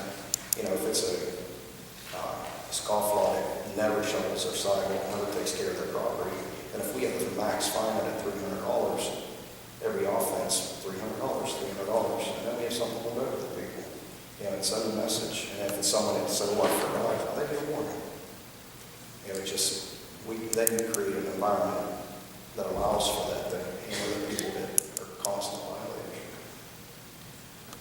So are you saying when there's just a warning the first time, but it's been suggested? Great, and they have a system just like we do. They record who's got a warning for the same property owner. They got a letter, they're warned if they fail to remove the snow 2 weeks from now, they get a citation. So did you say that, at first you said signage? Oh, they talk about the fine. Yeah. If the fine gets set for $100, then do what we have to do for other ones, it's 50 to 300. So it increases per offense? It's currently 1 to 500 is the sliding scale. I think it's just one. No, the current legislation. It's 1 to 5, but it's a per diem penalty, so the issue is you let the magistrate decide that. I mean, that's generally not a deal. I mean, you issue the citation, you go to the magistrate, she knows what the fine scale is, and if it's, he or she can set it to whatever the amount is, so. I think myself, I'm in favor of the warning first as well, what we're saying here. I want to get a consensus of council on that. Yes. Just to clarify, were you saying that everybody in the borough gets a letter at the beginning of the season? No. If the code enforcement officer sees that I have not shoveled my walk, he gives me a notice and said, this will be the last notice that you receive for the season. Okay. Something to that effect, and then he can continue. Because you know what, if they're not shoveling their snow, it's not just once. There are people that they never touch it. They're just plain habitual, so, and there's a lot of people like that. Well, again, I don't want to speak out of turn because Jim's not here, but I think that's his intention. I think when I had talked to him, that's his intention by removing this. He's still going to do that. He's still going to issue sort of one last chance letter. His intention isn't to just go ahead and just start issuing citations, because that gets very expensive, obviously, and it's very time consuming. So it's easier and more efficient through code enforcement to issue the warnings or talk to people, because it's just a quicker way to resolve the problem. So I think that's his intention of removing this. Now, does council find that sufficient or not? I guess that's the question. I think things, when it's the law, it should be in writing. Well, I would say also, hopefully Jim is here for all the time, but if he's not, it's subject to the next person, how they handle that if it's written this way. So I think the warning, unless you see or someone says there's a bad reason for that warning, which I'll want to hear if you think there's a bad, it's a bad suggestion. But I agree that it would be in there as a warning, first one as a warning, versus Jim having to call it on his own. I personally don't have an opinion. I'm just here to tell you what you can and can't do. Whatever you want to do as far as the notice goes, you can do that. You can absolutely do it. So if you want to kick it back to my office to do something with revision of the notice, I'm going to have to start the process over again, but I can certainly do that. It's up to you guys. Do we want to do that? So that's it. So the warning. Pardon me? Say that one more time. I didn't receive a warning. Oh, someone could say that? Is that what you're saying? Yeah. Too bad. I suppose, but. We can make it so that the warning is sort of similar to what they have here, which is it doesn't have to be certified return receipt. Like, you don't have to do it that way. You can just do it via first-class mail. And we can, the written notice, in my opinion, if I go to the magistrate and argue that and get a guy saying I didn't get the notice, I would have my proof of mailing to show that we mailed it first class, and I would say, we sent it first class mail, and we're deeming that as being accepted when you put it in the mail. When we put it in the mail, we're assuming the post office is going to do their job and give the notice, and so. So can I just ask who's in favor of that? Well, wait, there's one more Oh, question. sorry. Okay. He said we have to start the process all over again. Why? Because it's a substantive change to what's already there. If you're going in and you're altering going from the ordinance that's in the third reading now is no notice at all. It's taking your current notice and removing the notice. You're not making a non-substantive change. If you were just changing some wording or something that didn't affect the actual implementation of the ordinance, then I would say you're okay, just go ahead and approve it on the third reading. But now if you're going in and we're tweaking language to now institute a brand new notification procedure, your home rule charter, in my opinion, legally would require you to start. Okay, but this is for snow and ice. Hopefully we're done.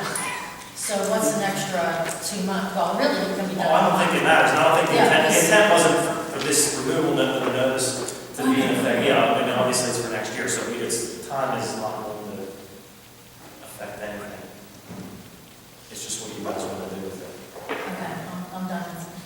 Okay, is it appropriate for me to ask council who is in favor of having the warning, the first one? So can I just see hands who's in favor of the warning? What's the vote? Who is in favor of installing a warning clause. Sending it back to my Send it back to office. Matt. I'll amend this, I'll put in a one-time warning that at the beginning of the season, if somebody in violation gets one warning sent, regular first customer hour, however we word that. And then after that, they will then be sent to the magistrate. Okay, Henry, you okay with that? Vincent? You're okay with it? No? Okay. Jim? Linda, yes. I'm okay with it. I think we should trust what the code inspector gave us. I mean, he's the one that's in the situation, and I don't know, I just think we should take his recommendation. Okay. Agree to it. Matt? Okay. Kathy?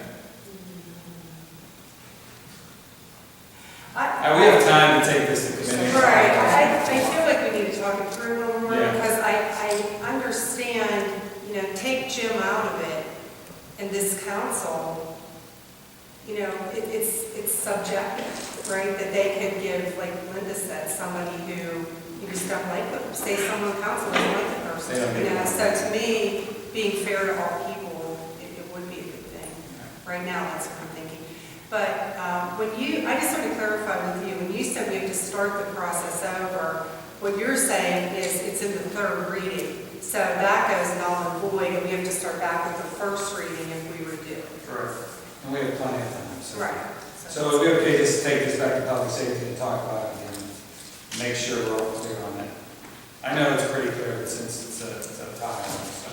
Ken, just real quick, just so you understand, everybody understands, and again, it's only because it would, in my opinion, my legal opinion, be a substantive change. Like, you can tweak ordinances between readings, but you can't do overhauls because it prevents, the process of going through 3 readings to let everybody know what's being voted on. And so you could theoretically lead to a situation where you have an ordinance going through 2 readings, and all of a sudden they revamp the whole thing, goes through 1 reading, and then you pass that through. So that's the mechanism that, when you do a substantive change, you gotta sort that code. Good. Thank you. Okay, we're going to discuss that policy. Quick, Mark, sorry, Jim. Oh, yeah, I know. Well, I thought. I was thinking back to the street study real quick. I know when I was campaigning, there was a lot of people, residents in Ward 2 that were speaking about the intersection where Sheridan and Jefferson, there isn't a stop sign there. So maybe you could put that on your list. There's no stop sign coming up off of Jefferson. Right. When you go to the hill during the winter, you stop when you get started. There's stop signs on Sheridan in both directions. Right. So it's to make sure that everybody stop. Correct? And we just Yeah, that's can't right. make that person stop in the middle of winter because they make it stop. Most hills are like that, especially the steep ones. That's why all the stop signs are on the cross streets, not the streets. Thank you. Jim, you have more? Yes, in public safety, we discussed the evidence that Matt Sentner is considering. In fact, there was a motion made and seconded, and we had set a ceiling price of $6,500 with Ryan Renovations was going to be able to do it. And I think, Matt, you can enlighten us a little further on that. But we'd already made a motion to bring it to council. It's the same, it's the company that remodeled our squadron, very high quality work. They can do the dispatch area with the same materials, same match. They gave us a quote at $6,000 with the bathroom included. That's for ceiling, furniture, everything. Their quality works great. They've proven themselves in the police department, so I was making a recommendation to let them have this project as well. They got the first project through quotes, so they were the lowest coming in the door. They've also done the windows in the police department as well.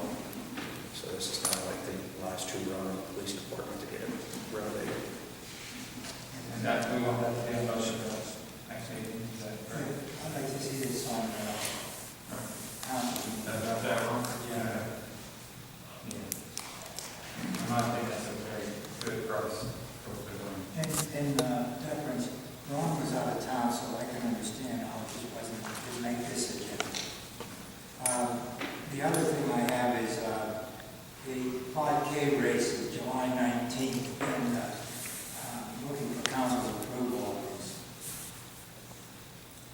This would be the last day of the sidewalk sales, that's Saturday, right? How do we need to do that tonight, Tim, or do we want to do that? It's not necessarily a rush right now. It's tonight or next week, I think. Since it's July 19th, I think they're looking for an answer as soon as possible. But we could have it written up the right way.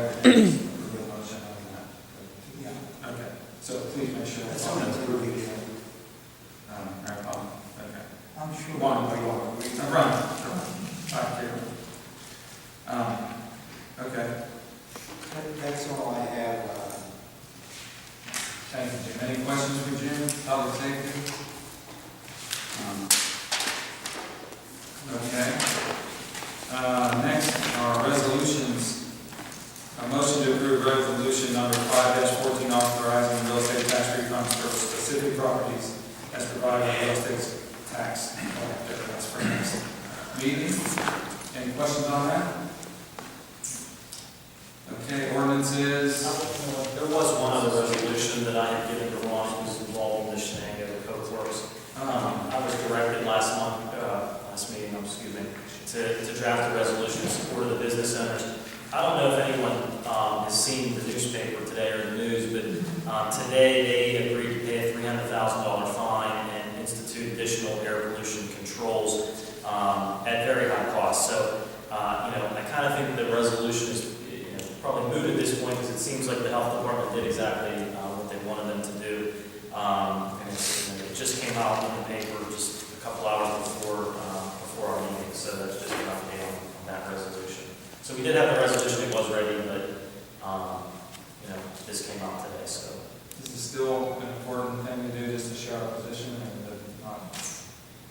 They've already agreed on it, so Okay, thank you, Henry, for bringing that at the beginning. Okay, thanks, Matt. Ordinances? No. Old business? I will do. None. Okay. I had mentioned about waste management and the disposal of hazardous material, and so whoever told a council member that they no longer do that was wrong, because I actually called waste management, and they do pick up hazardous materials. I asked about TVs specifically, and they said they limit it to one. So if you have more than that, you have to go in for an exception. So whoever said that it was an error because I actually called. So it's still whatever was in the contract. But one of the things, and I believe it's a little buried in our website because you have to go to, you read on the front page, it has hazardous materials and it tells you all these places to go, and then you have to go into garbage info, and then you have to scroll all the way down, and it's at the end. So, and the first time when I mentioned it, when it was told to me, I just went on that first page, so, oh, well, gee, I have to go all these places. Well, then I went into garbage info, and it was there, so I would like for maybe to be a little more plainer, but they're still picking up hazardous waste. Okay, thank you, Linda. You're welcome. I have a question. Any other old business thoughts? I have a question back to the streetscape. It's a simple one. If you want the answer or not, it's okay. But way back, and maybe I'm missing something, we talked about, this is way back, how some of the paving would be done at night, or some of the demo, or the ripping up be done at night. Will they be discussing that? We can get that clarified Thursday. I do think we did talk about because of the traffic on Lincoln Avenue, some of it will be done to avoid the traffic. Those specifics are the kind of things that we'll talk about Thursday. I'll make a note to ask. Please bring that up because it's really critical. Can I bring another old business up? Yes. Okay, for the umpteenth time, I'd like to receive a copy of the final streetscape design. I think I have asked it in nauseatum, and then for a person doing a service for us, saying, well, go downstairs and look at that copy, I think is unacceptable. But if I'm the only one that wants a copy, it's just me, so I'd like to have a copy of that. Sorry, I was just smiling at the word Ozzy. I Okay, thank you on that. So, yeah, I thought you received it. I apologize. Anybody else on the list? Just that wrong company on this list too. I'll get a different one. Thank you. And a couple of things for me, real quick. The other thing is, as far as the COG,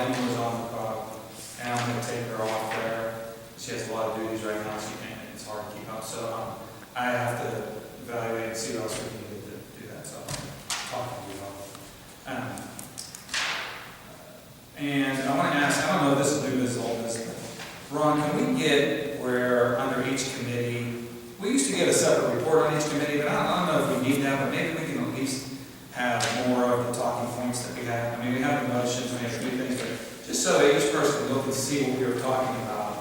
Even if it doesn't come to a motion or a decision, we have an outline form. You know, So I can do records with the agenda back there if that helps. yeah, that'd be great. Well, yes and no, because the agenda might not really say what we're talking about. It might- So in other words, we sort of need a summary. And it doesn't need to be much, just enough to say we talked about this and this that wasn't on the agenda or whatever. So we cover all of the items. Yes, sir. Yeah, I would like a copy of the minutes also. Because Yeah. nobody can attend all the meetings. If they had a meeting, and I know that adds to it, but if you give that to somebody. Well, you know, that would solve it right there. I mean, forget what I just said, just do the minutes. That would take care of They it. should have. Yeah, Henry? And we also need to get current on the minutes on the website. We're like, nothing Yes. beyond February. Video, minutes, nothing. I approached the chief on that. Got a lot happening tonight, so. There's a lot happening. Well, We're good point too, Henry, thank you. And so really what we're saying, we're gonna get minutes from the committee meetings, which will solve all those questions. Okay. And then new business. Any new business from anybody? Something new for new business? Submitted the permit for the cameras. It was due Monday, it got submitted over the weekend. And that includes Bain Park, Lincoln Avenue, and two elementary schools. So we'll sit back and wait now. Way to go, thank you. So that might just Cameras. explain more. Oh, the outdoor cameras. The surveillance camera systems, the wireless systems to monitor the park, the exterior of the schools, and Lincoln Avenue. How many are we getting? The system is what we're focused on. The cameras are, it's up to 60 cameras. So I'm not sure how it'll play out for how many cameras, but all those areas will definitely be covered. Okay, well, what's the cost?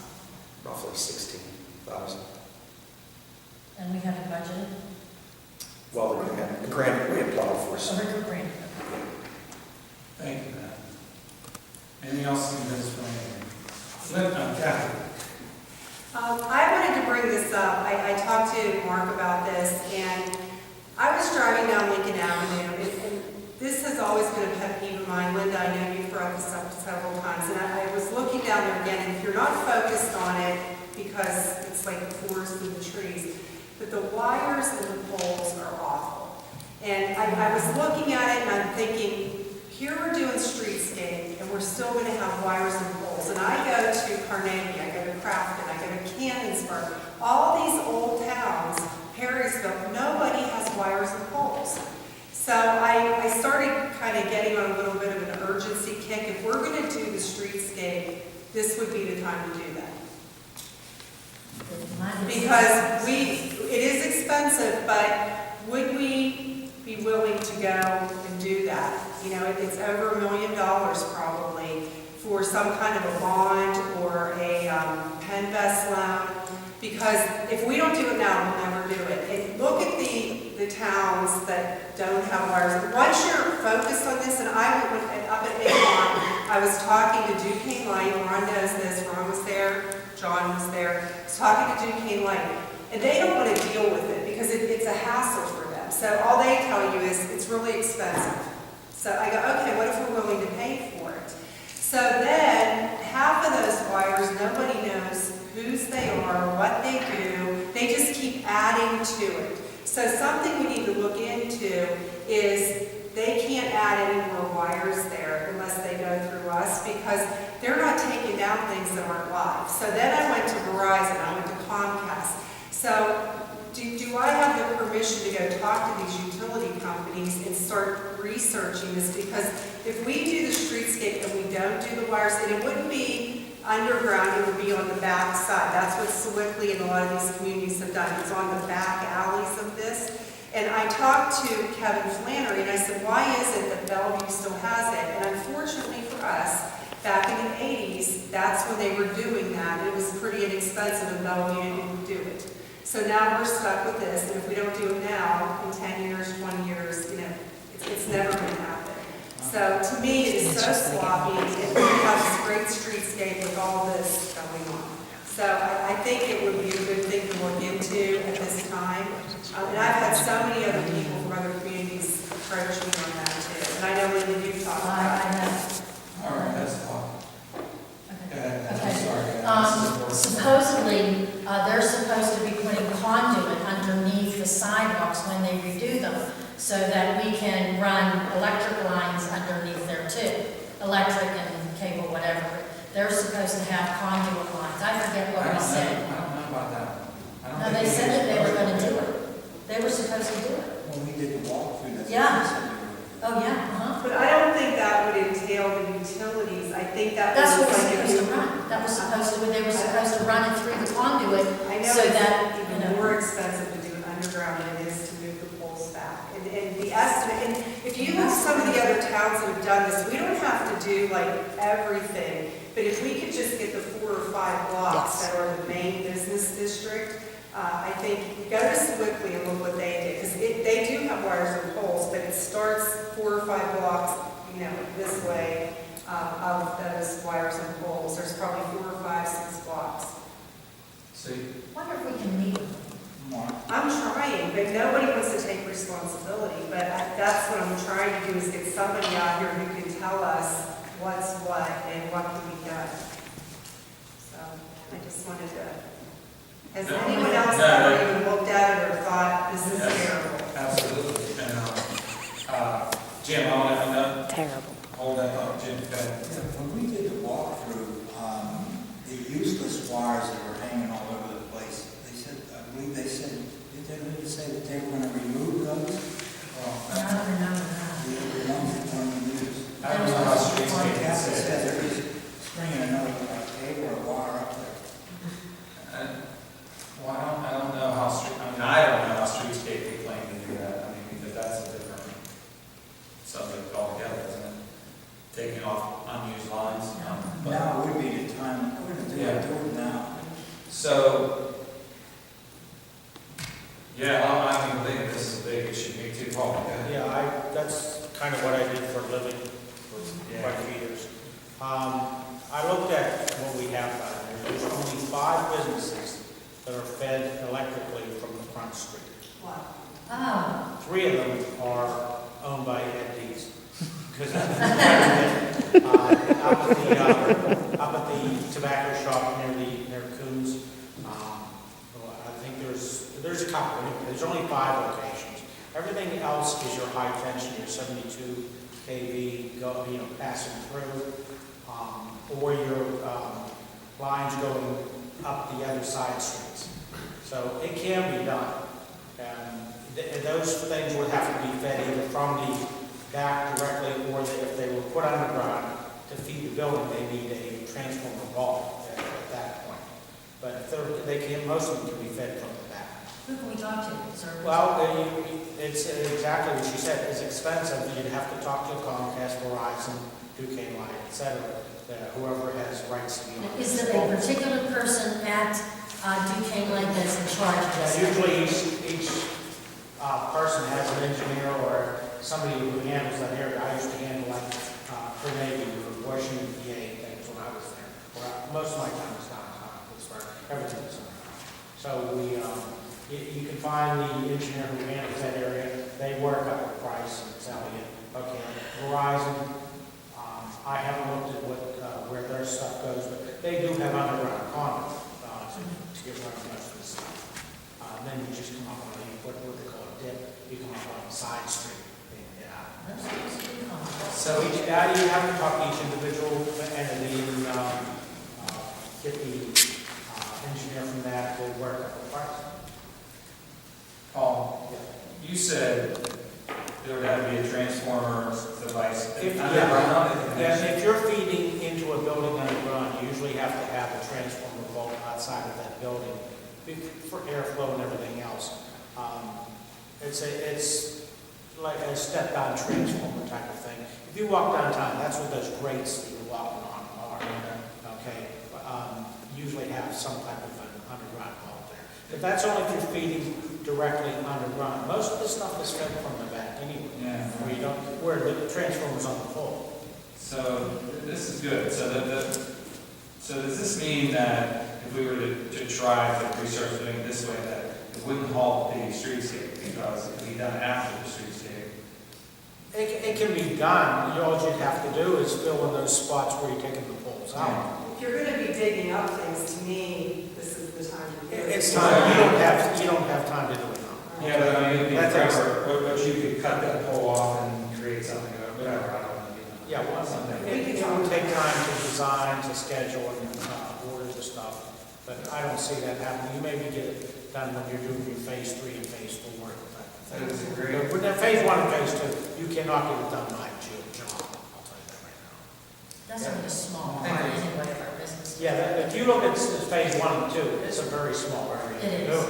And it's gonna require, to be shut down and all that stuff. Go ahead. When I talked to Duquesne Light, they go, oh, it's expensive. But the more I talked to them, then they brought up the Power of Light grant. So they said, we wouldn't pay for the poles and all that, you would have to do that. But the Power of Light grant, they said they believe they would give us the money to do all our lights. All those lights are going to come out, they're going to be decorative lights, but they thought they would pay for all of those through that grant and anything we wanted to do with the skate plaza if we apply for the Power of Light grant. Yeah, if you reroute those wires like this, the big stuff on top, you would have to probably set brand new poles like down the street, down on the back streets or whatever, because those poles down there right now couldn't handle it. So you're going to have to replace. Like I said, there's a lot of planning, a lot of design work. It's expensive. But it makes sense, unless you hear something different, that it could be done after or during streetscape phase. Versus what we were going to put underground on Main Street, that's a different story. That's what we were thinking all along. Well, if you're feeding your lights, like if you're going to have the decorative lights and things like that, you would have to have underground conduits, probably going to a side street where you can have your transformer and pole and that type of thing. Oh, yeah. You'd have a place for timers and all that kind of stuff. When you need the conduit anyway for the lighting, Right. because he talked about the poles and That's part of it. streetscape, That's so part of it. we have to have the conduits anyway. And that's the one that you're talking about, not for electrical power. No, I was talking for electrical power. When we did the Most of them walk. are from the back, most of them, except for 5 locations in that area you're talking about. But I didn't know only 5, so that's. This is pretty important, so I Right, like to see so it. I started the conversation, Ron was up there, we were talking with some people, and then John was there too. So I just wanted to let everybody know, I didn't want to go behind, I know I talked to some people about it, but it just became glaring to me that if we're going to do it, now would be the time to do it. Well, how can we proceed? Who will do the legwork? I'll keep going, and then maybe Paul, since you're in the know, and John, obviously, and anybody else that wants to, your DPW is going to help too. I agree. I'm for it. Well, If you want to sign, I think the president, to make an official committee of council, I think Okay. the president should. Can I do that this meeting? You can do whatever. You just want her to head it up. Yes. And then Ron, I can just be ex officio because I'm really part of every committee. Yes, I would like Kathy to head that, and Linda, and ex officio, Paul.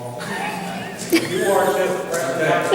Yes. Is there anyone else? Tony, are you getting all these words? Or maybe You getting all these words? All these big words? and making sure Yeah. you put them in there?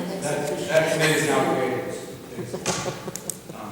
So yes, please go for it and find out what's going on, if you're able. So thank you, all three of us. Yes, sir. Apparently we don't have anything in place to stop any new cable laying or new wiring from Duquesne Light. Is it possible we can get an ordinance prepared that we could pass it, that nobody would be allowed to do anything without coming to council?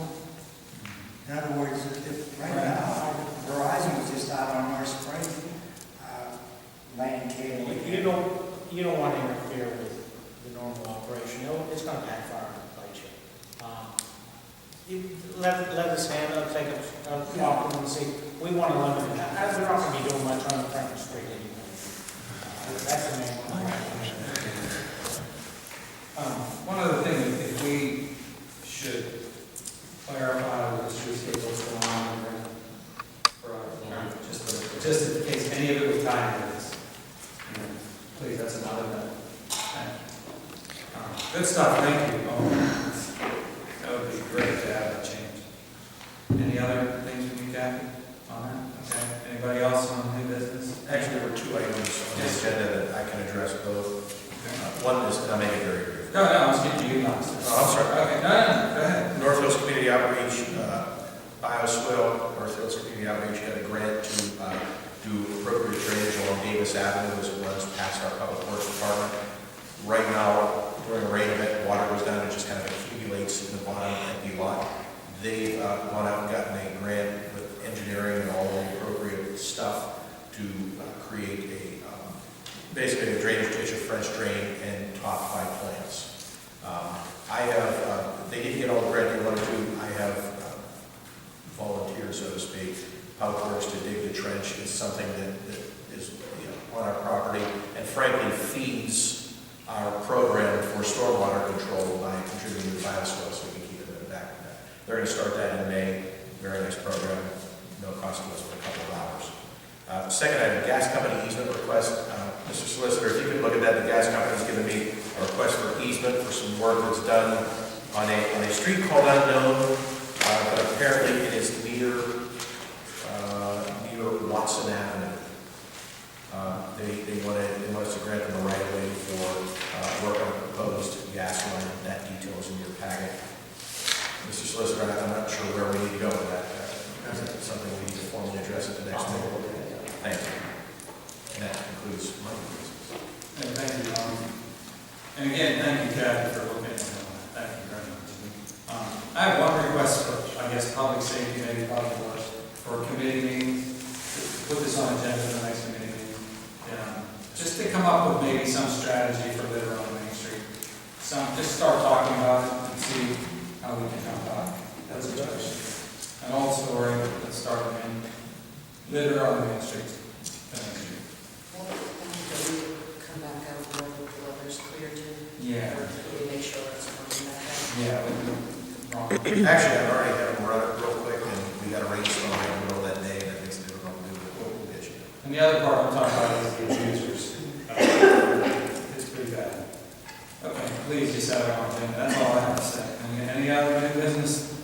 Okay, public contribution. Anybody? Oh, please. I can remember the 11 o'clock.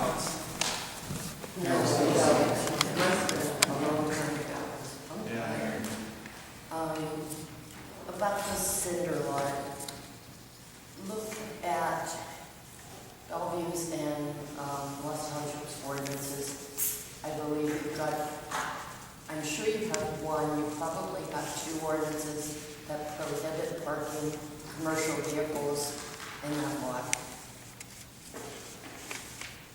That would be point one. Just look at those ordinances because I'm pretty sure you've got Bellevue and Los Township.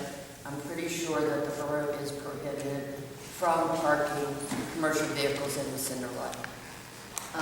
Number two, if you do get to the point that you're going to divide this up and say, okay, so these vehicles can have this and these vehicles can have that, I would really, really appreciate it if somebody would talk to us with the dog park as to how much parking that we might need. I think that most of you have absolutely no idea how many people go up to that dog park and how much of that lot that they use for parking. And we're coming into the dog park season now, and it has been jammed up there. I mean, you can easily have 100 dogs running around at once. So if you do get to that point where you start segregating the lot, I would just really appreciate it if maybe somebody, whoever's going to be doing it, give us a call and we'll meet you up there and try to work out something that works for everybody. Thank you. So as the committee talks about that, please note that.